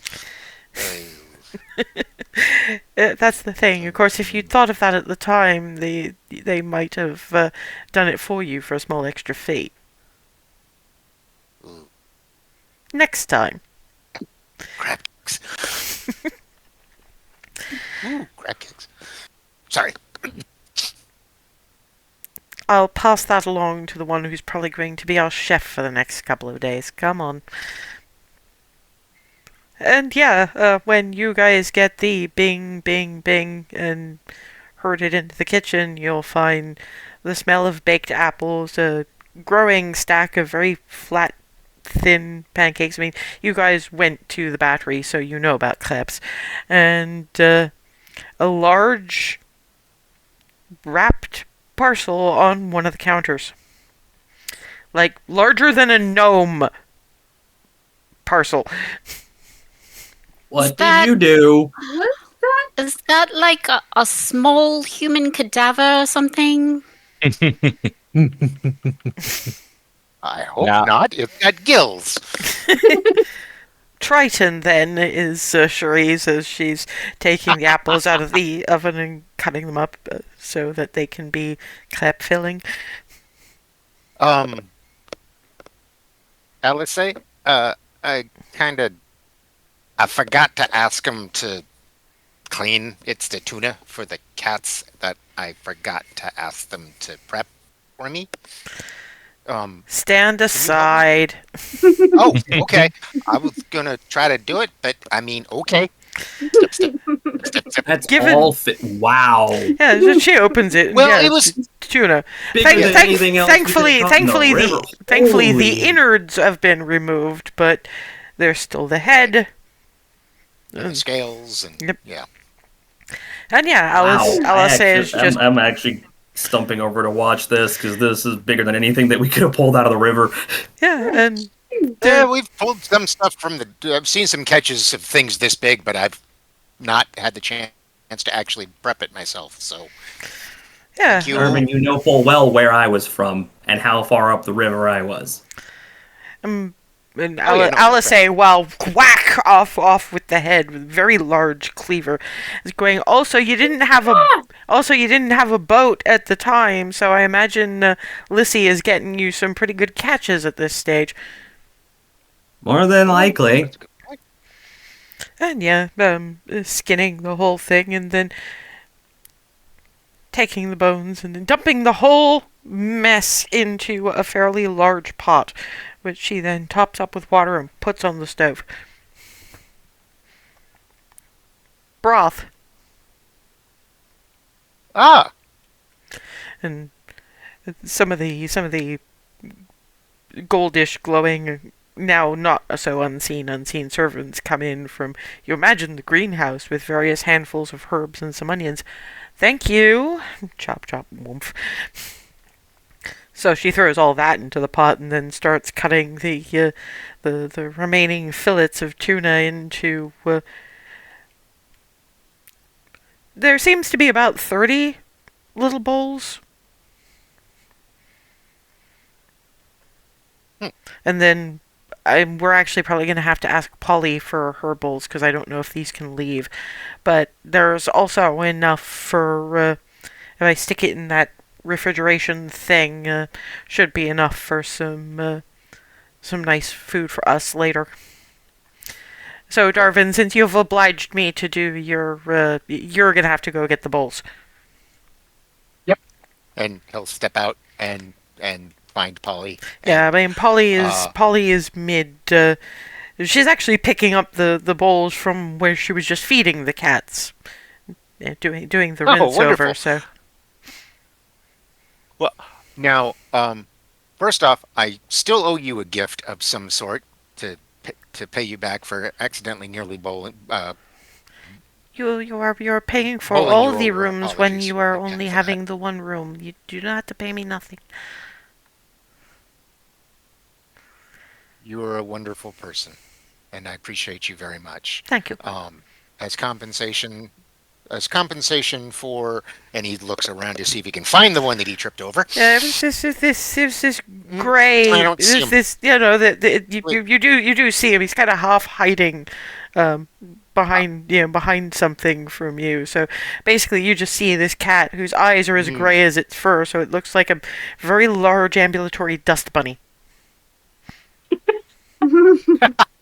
I know the exact type you're talking about. I grew up with one that was near my grandmother's house. Anyway, I bought a tuna for them, all of them, to make up for nearly tripping over. I didn't get their name. I was in a silly mood when I named this one. His name is Dust Puppy. I love that. I love that so much. But I to put the tuna in for them. Ah, well, I have just rinsed these ones. They should be fine. And yeah, you have a stack of 30 bowls. What material are they made out of? You think ceramic?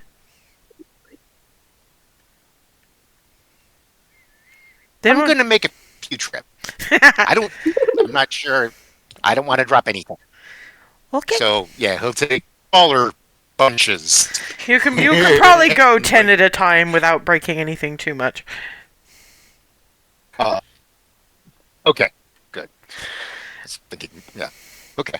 So yeah, he'll do that. Bring in the first 10. When he come out, brings bring in out when he the- when he bring in the next 10. when he brings in the first 10, Alice says, like, you might also want to ask if she's got a serving tray, because they're not going to stack like this when you bring them back out. Face palm. As he picks up the next 10. I probably need a serving tray of some sort. I didn't think that far. I'm not having a good morning. I'm sure I have a tea tray. I will go and I will find it. Thank you so much. When you come And back for brings in the next 10. when you come back for the last 10, there's a tea tray. It's not a huge tea tray because she has to be able to carry it, but you can probably get about 6 bowls on it. Okay, so yeah, I'll put And the bowls I'll are put the bowls on it. the bowls that are there I'll put the have their six fish on in. it, and then yeah, and I'll stack so that way I can get the last 10 and the tray in, Yep, and then I'll start one- carting them out 6 at a time to put them where. And sorry, you were gonna say something. Well, I was just gonna say, one way or another, you get all the tuna to the various cats. Good. While doing that, I'm gonna quickly cast. I think I do it. I'm pretty sure I have Speak with Animals still. I don't think we changed that at all. Let me just double check. Don't think so. So Oh, I thought I had it. I guess I don't anymore. I think I might have swapped it out because it became Clarity's thing. I think so too. I had forgotten that to be the case. So never mind. Never mind. Never mind. Well, at the just- very least, Dust Puppy does come out from hiding. Does take the bowl as far from you as possible, but at least mollified enough to not be hiding. Okay, I'll take it. And by the time you and- come back, Clarity has got herself around her morning cup of coffee, so it might actually be verbal. And claps are happening. So you're having to find the Shrine of Bahamut, which I think is actually if you go down to the end of the block where the Shrine to Palor is, and you turn right, I think it's there.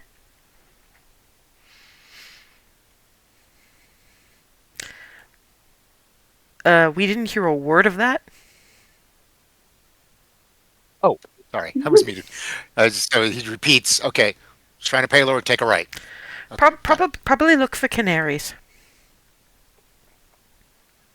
right, of course. And I'm assuming that the rest of us, for lack of any other real options, are doing the Palor Temple. I imagine we're not going to be talking to Heskan again. I don't think I need to ask him anything. Well, yes, all I meant was that he's not the one we'd be going to have this done. Problem is, we don't know who will. I guess we'll see who's. There's a sort of a sales and reception counter on the ground floor, isn't there? Effectively, like donations and stuff. Out of character, no, you've been there. They also sell basic cleric spell components. To say nothing of the supplies for the rest of the supply shop for anyone in the clerical persuasions. And Alice says, "Yeah, you got Components. you got your fancy ropes from there, didn't you?" Yup, and the incense. And the other things for commune circles. And sure he is. I still think that there's a shop that I have to take you to in Anbia if we ever have another moment. You know the spells that require some really expensive incense, the ones that need an offering that's a lot of gold. Effectively, yeah. As well as there's also the one that the true sight thing, which I still need to get eye stuff for. Yes, but I think it's probably the same shop you can get the really fancy incense. That's usually a 25 gold offering, isn't it? Somewhere in that realm, yeah. That's what you're saying when I gave you those truffles.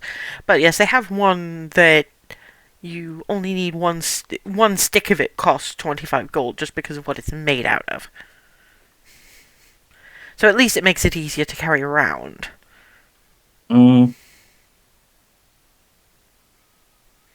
I will take you there when. I mean, I'm assuming we're going to have to go back to Ambir at some point. If for no other reason than to drop me off, because I'm not taking the airship home. Assuming I'm actually ever leaving this party at all. That's another thing. the way the universe works sometimes, and the way Istis seems to, the way Istis' sense of humor seems to resolve, you might be stuck with us. Well, the only reason I'm kind of hoping not is because I can imagine you going to Cragfear, getting in way over your head, and I, knowing you all the way I do, manage to have myself, every army I can get hold of, and 5 ancient metallic dragons swoop down to your rescue. Well, when you put it that way, I sure hope so. I suppose we'll just have to see where Istis believes I will do the most good. Gods are the gods, and one way or another. So is everybody ready for this? Yeah. Can be. Well, I know Yep. I know that Darwin's going to have to speak for himself. I imagine it's either Hazel or Remy who would have to be the spokesperson for those of us dealing in the in the Palor Shrine. Not to diminish you, Ava. It's just you're fairly new. Remy immediately points at Hazel. You are the official cleric. Yeah, fair point. That reminds me. Seniority and all that. That reminds you? How? I mean, we know of the ritual, for lack of a better word, from. I mean, do I just talk to someone there and explain to them the process? Shuri or- sighs, pulls out a notebook. I will write it down for you. Oh, okay. Thank you. At least I thought to ask the question first. Yes, but you are a bard if you cannot explain. Anyway. There. Rip. Thank you. And he'll read it over a Uh, couple of times. Stupid part is, it's written in Celestial. She gives you this look like, Helm. they'll know to read it.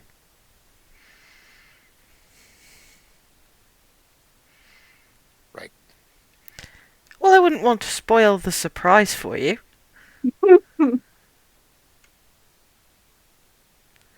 Bards are supposed to be all for the experience. And Alice says, anyway, I didn't get any fucking warning. I don't see why you should. Yeah, No, let's all no. embrace Fair. surprise me. Fair. Fair. Anyway, Fair. shall we? Let's go. Do this thing. Pile into the trolley and up to the Path of Faith, and there is the Shrine of Palor, very tall, very pretty, very made of glass, and we'll deal quickly with Barnabas's first. Sorry, Darvin's first, because Darvin's is fastest, frankly, and it's just him on his own. It goes to the end of the block, turns right, and there is a building that kind of like those towns in the mining consortium tunnels. The building is pretty much covered with canaries.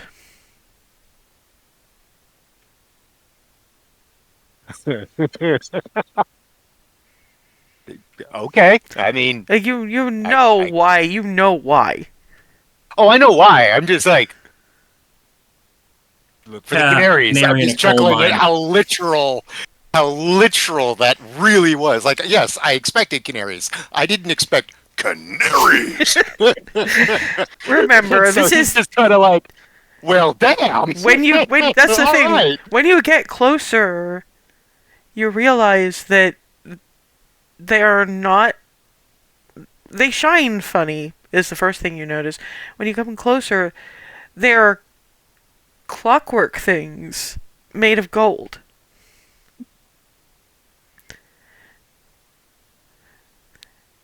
On the door frame, there seems to be one new one, smaller than the others, and just sort of on the top of the door frame, just standing there, smaller than the others, and appears to be made of platinum. It looks newer than the other ones. It's so cool. He's waving at it like an idiot. And it actually the others are kind of singing, but they're not really paying much attention to anything else. They're just singing. The one you're waving at, the little platinum one, actually looks down at you like a bird might, and starts singing the chorus of Bunny the Bard. That gets a squeak. Literally, he just goes squeak. To be fair, And then he's like, wait, okay. hang I'm here on. for a reason. I'm here for a reason. First of all, make me a. I'm gonna say wisdom check for this. Okay. At the page. Okay, wisdom. There. 18. That's gotta be Molly's work. Out of character, I was thinking that. I was like, oh my god, Molly, you are amazing. I have to give her such a hug. Okay, right. I'm here for a reason. Okay, sorry. And you go Wow, in. this is so cool. And Yes, going in. it's obviously smaller than the Shrine to Palor, but they do have just out there sort of individual shrines for sort of individual little prayers. And much like them, at the back there's a place that's selling more Bahamut geared cleric spell components. And sitting behind the desk is a copper dragonborn who kind of looks up at you and, hello to you. Yeah, hi. Hello. Um, so I have need of some help. I have a ritual that I need help with. It's a involved process. I have it. I have the steps written down. And pulls it out. And hands it to the Dragonborn. It's not that I don't read Celestial, it's that this is far above my pay grade. You think I'm a senior cleric, don't you? No, but I thought if you knew what I was requesting, then you might know who. What you're requesting is so far out of my pay grade, excuse me. It takes the paper, heads off, and it takes about 30 seconds, and then you hear, he wants what? He's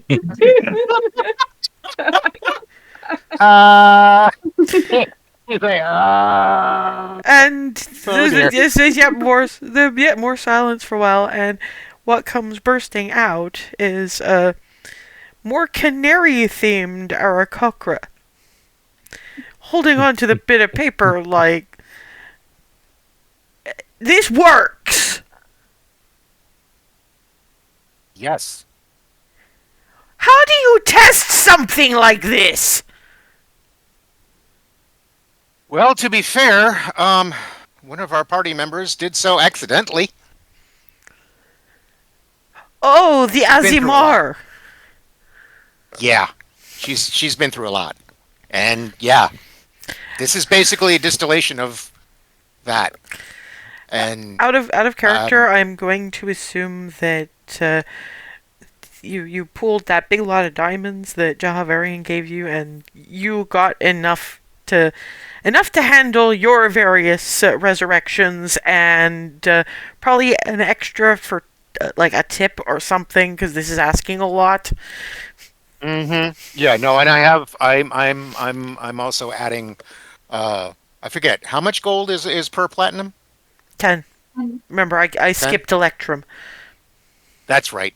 Thank you. I remember that now. So then, yeah, he'll pull out the diamonds. Probably a couple of the ones big enough for this, but then a few, at least one or two extra, in addition to. Hang on, let me check real fast. Oh yeah. I only have. And 100 gold in addition. Well, first of all, you can put that away. We'd only be spending it on more diamonds anyway. Oh, okay. Gives you back your gold, and this will cover it, I think. Speaking to Bahamut to get him to fill in the cracks of your soul with divine energy is going to be something. But, come on, we're not doing this out here. No, thank you. And yeah, because it has to be for more than a minute for some of these deaths. I mean, they don't take a knife to you or anything. It's more of the kind of thing where you can use a defibrillator to stop a heart as well as you can to start one. But it's terrifying. It's exhausting. And somewhere in the middle of it, after a whole lot of prayers, you get a dream, vision, something of the Platinum Dragon going, prepare yourself. And in that vision, the filling in of the cracks in your soul with divine energy is effectively having your soul breathed on by Bahamut. That is soul deep agony.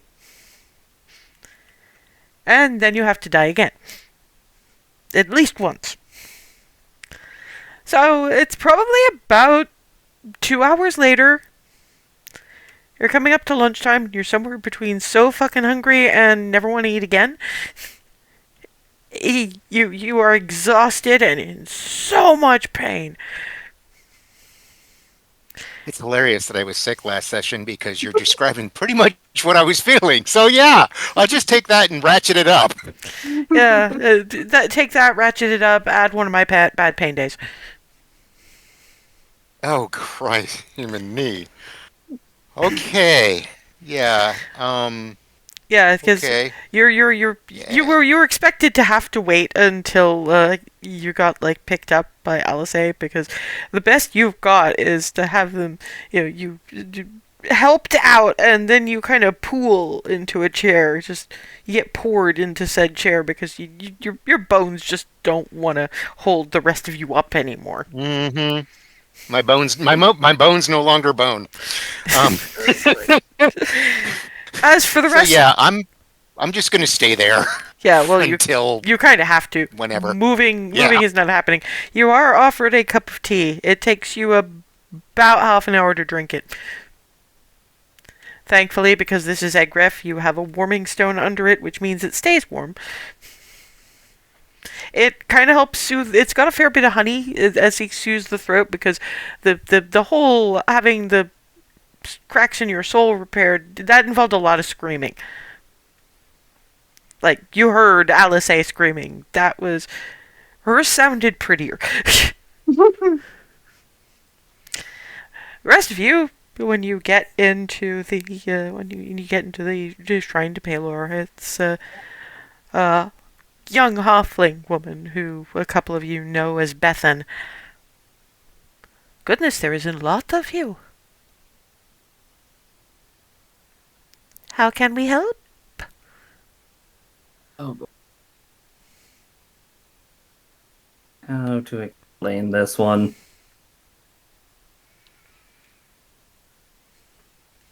There's too much. Just sum up.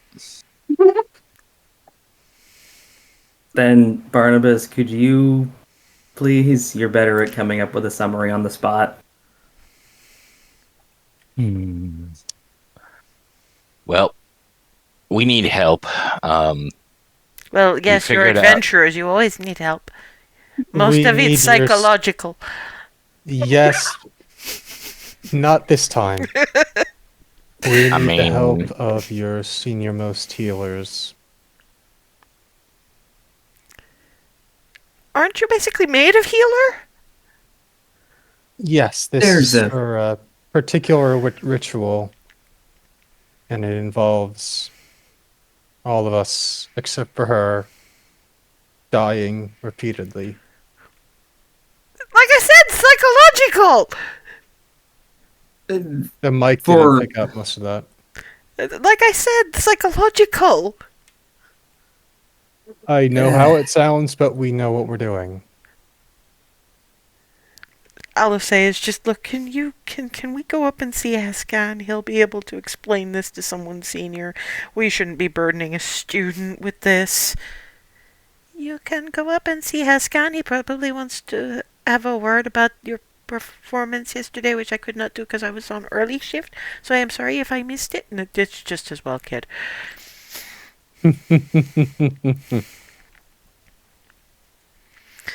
At a squish, you can probably all fit into the lift.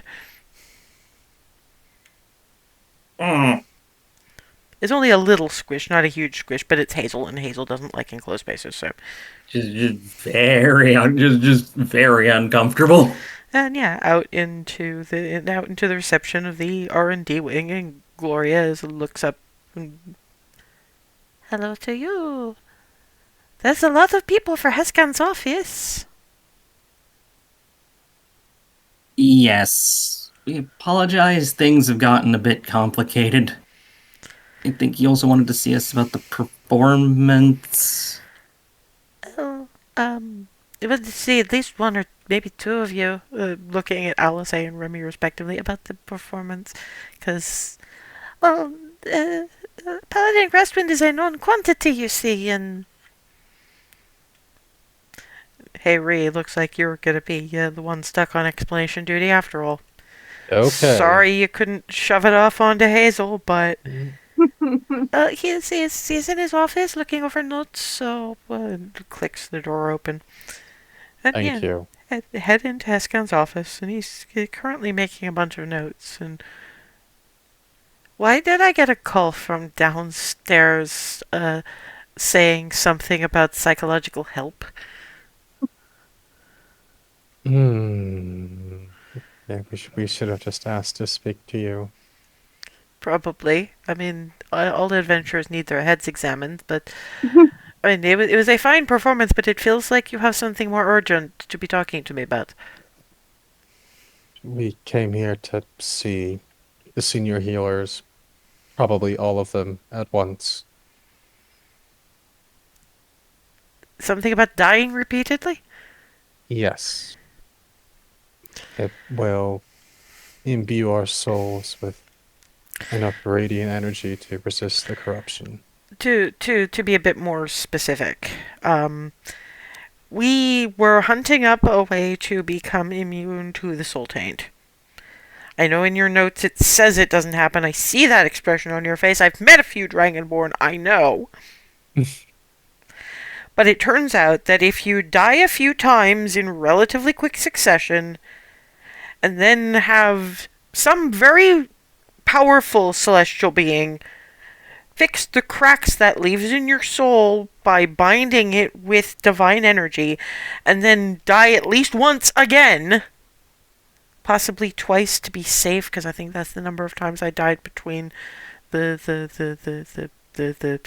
sun soul thing and now. So it's like it's like it crams the soul back together, like repairing a glass with molten gold. And I'm going to want to be observing this. I might be in research and development, but you can probably tell this is something everybody can do. Oh no, your soul has to be so strong for this. And this happened to you by accident. You've heard some of the stories. Keep in mind, that's only some of the stories. I will put in a call to the healers. If you will go up onto the 6th floor, that is our... it is a more specialized part ritual area, part healer's ward. But we don't have anybody injured at the moment, so nobody's actually going to be in there until I go and speak to the healing staff. Because they're not going to talk to you straight off the bat. Thank you. You're not there. This was Alice and Remy. Yeah. We'll wrangle people and get clear so you have a clear run to whoever you need to talk to, because I know, yes, they are a lot, especially when they're in the face of being about to die repeatedly. Yeah, try not to think about that too hard. And yeah, if Remy wants to, because Alice is giving an elbow of thank the man kind of thing. Thank you. And yes, please, sure. Well, collected, giving you time by collecting various bits of things for note taking, and out they come. I'm gonna do the thank you at that point. Yeah, we need to go up a few floors and wait. Oh boy. Okay. But at the very least, it's going to be Heskan explaining to the senior healers, assuming there is such a thing, which I guess there is because Heskan didn't seem thrown by it. At least it'll be Heskan explaining what we need to have happen, and why. Also, we're probably going to have something of an audience because Heskan's going to be taking notes. Fair enough. Hey, better this information gets documented and properly written down. Yeah, which is why... After all, some of us won't be able to take notes in the immediate. I'm probably not your best note taker. I tend to translate everything into song and or dance, so... And yeah, up a few floors to... Looks like a moderately fancy shared hospital wing. Just beds. This is going to be weird. With there's a sort of an altar area up towards the front, which you pass on your way in, and it doesn't take very long before a fair few individuals in senior cleric robes of various species, and Heskan leading the way. They're all looking at you like adventurers be fucking crazy. How does this even work? Alice is catching the looks and going, I will explain will explain why you're doing what you're doing while you're doing it. Heskan is just like, you heard her. And yeah, same thing as happened with Darvin on basically all of you.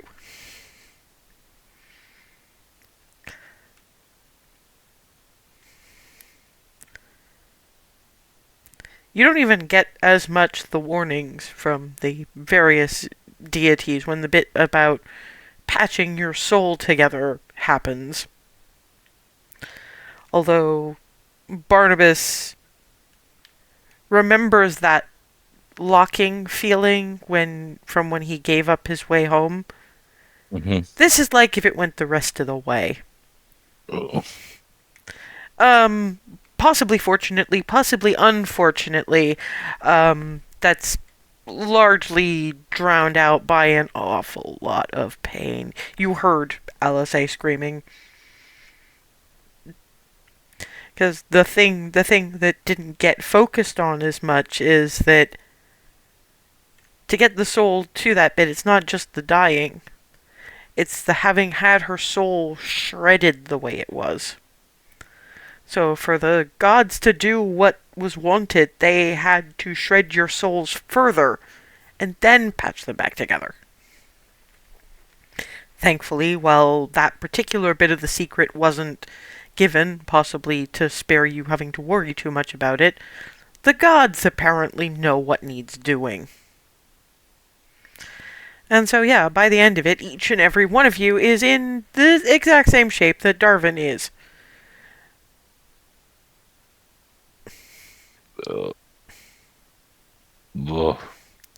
On a scale of comparison, how much more cooked am I feeling than when I tried to revive Alice without the right It's cleric juice? not about cooked. This isn't channeling too much because that was in your control. This was literally having your soul rent. This is bone deep irradiated feeling. It's not irradiated, it's just broken. Ow. Made of owl. Yeah. I've been busted into pieces. That's the thing, but it is also soul deep. So it's like worst flu you've ever had, plus one of my worst pain days. Oh, delightful. Hazel, are you still there? Did you come back? Ow. Okay, good. Didgeridoo? To let you guys all know, so you guys don't have to keep talking because it clearly hurts you all. You're all here. You're all alive. And you're gonna lay there for a few minutes while I get you something that will numb things at least enough to get back to Riddler's stump. Okay? Okay. Just lie there. Yeah. We can resolve to pile. Shut up. Yeah.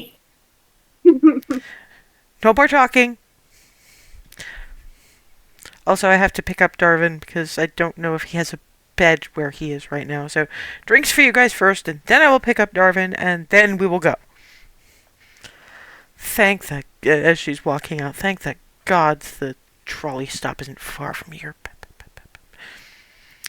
And comes back up with little glasses of this sort of honey-colored liquid that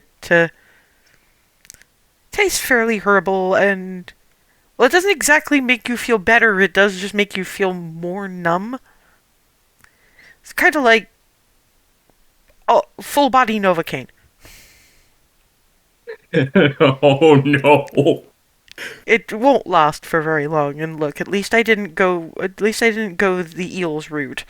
Novocaine for the soul. Nobody knows the classics anymore.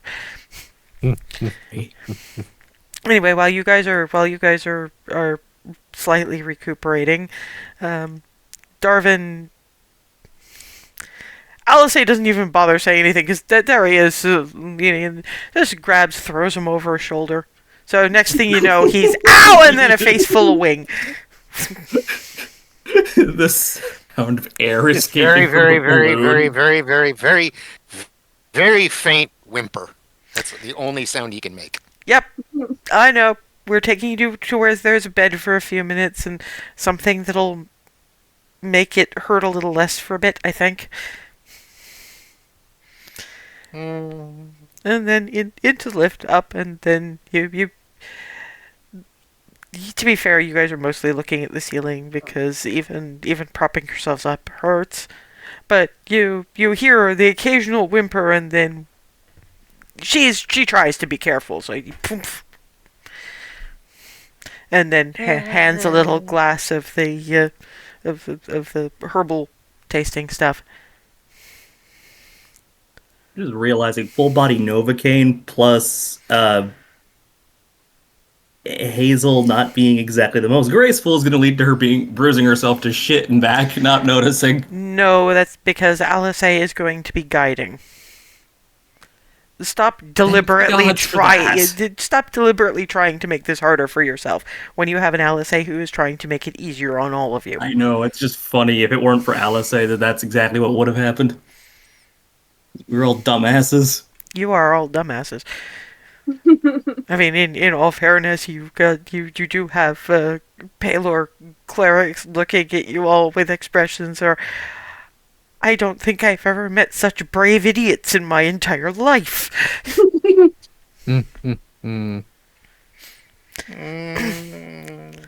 And yeah, they are.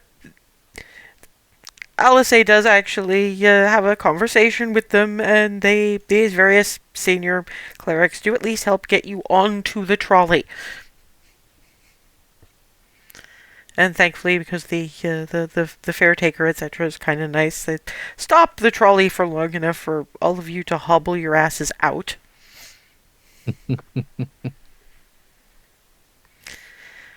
And yeah, basically thinks about it for a minute and then just dumps you all on various sofas and drags you to rooms one or two at a time, depending on who's sharing, saving Remy for last. So eventually you're all kind of propped up in bed. Cute. And sort of, Welcome. each of you gets a book that you might be interested in once you've got to a point of actually being able to move slightly. And, okay, I think lunch is gonna have to be soup. Anything else would be soul-hurting juice. Well, to be fair, I think yes, I know because I've got the fish broth going, and I've got the tuna, and there are some veg, and I've got these rice noodle things. Yeah, I got this.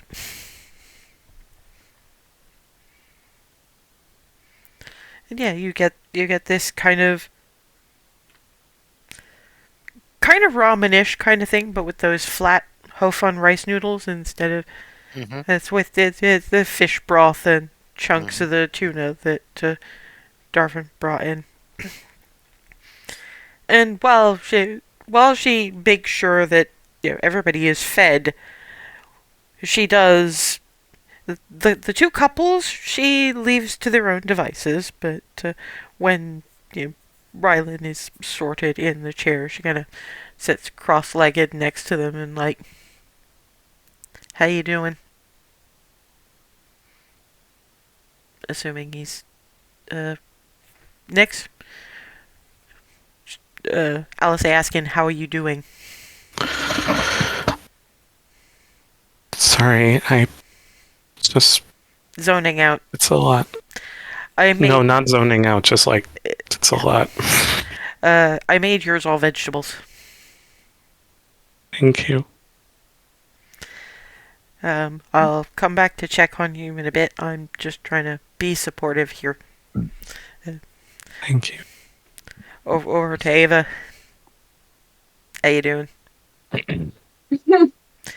I know I have to ask. We'll get through it.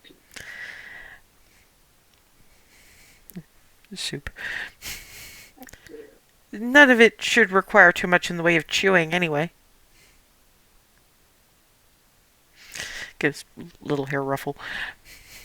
I will take the bun out and brush it later. I know you're not going to be able to lift your arms to do it. Thank you. And over to Darvin's room. Soup.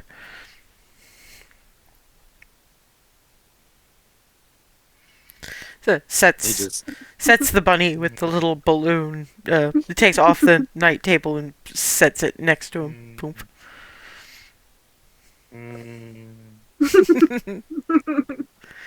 Bahamut breath is painful. Yeah, let me tell you, the sheer power of the sheer power of the sun is not that much better.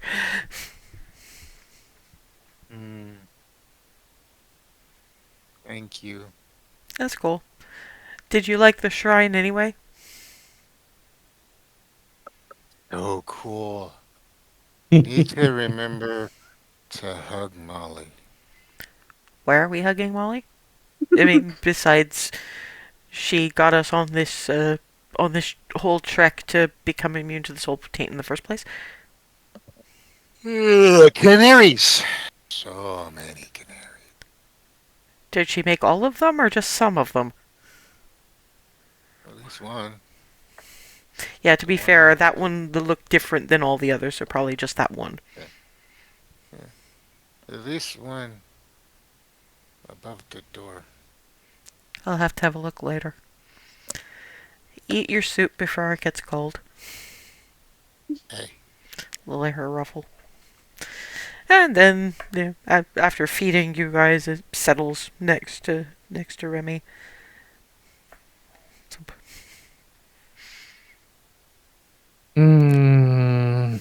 Yeah, I told you.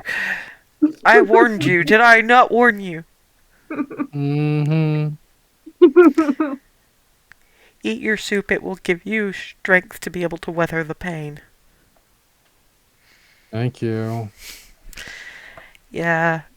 To be fair, this is only the start. Most of tomorrow you're going to be completely flat. You might be able to move by mid-afternoon.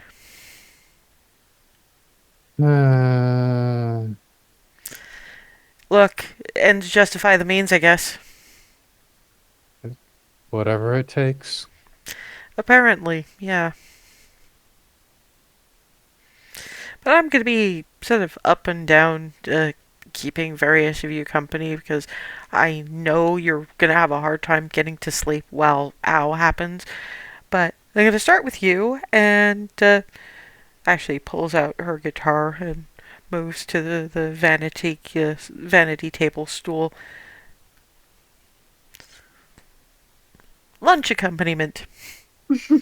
Aww. And, she wanders around between you for the rest of the day, reading stories, providing music, getting you something nice and not too taxing to eat for dinner,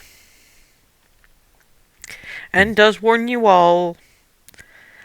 Yeah, I'm gonna have to go and talk to your belladonna, to let her know that she's got a bit more time. You're not gonna hurt as much tomorrow, but the pain will mostly be gone, except maybe some aches. But you're going to be so tired. Moving around much beyond the surreal estate is probably not going to happen until the afternoon, at which point we should probably give this ritual, or whatever we want to call it, to Hazel's parents, and yes, Ree's parents too. What they do with that information is up to them. And then you will be better enough to be able to track down that bomb. And not have to worry about soul-tainting goo. We all good? Mhm. Well, good with that. I know you're all feeling kind of crap. Uh-huh. She does provide ice cream for dessert as well, though, so...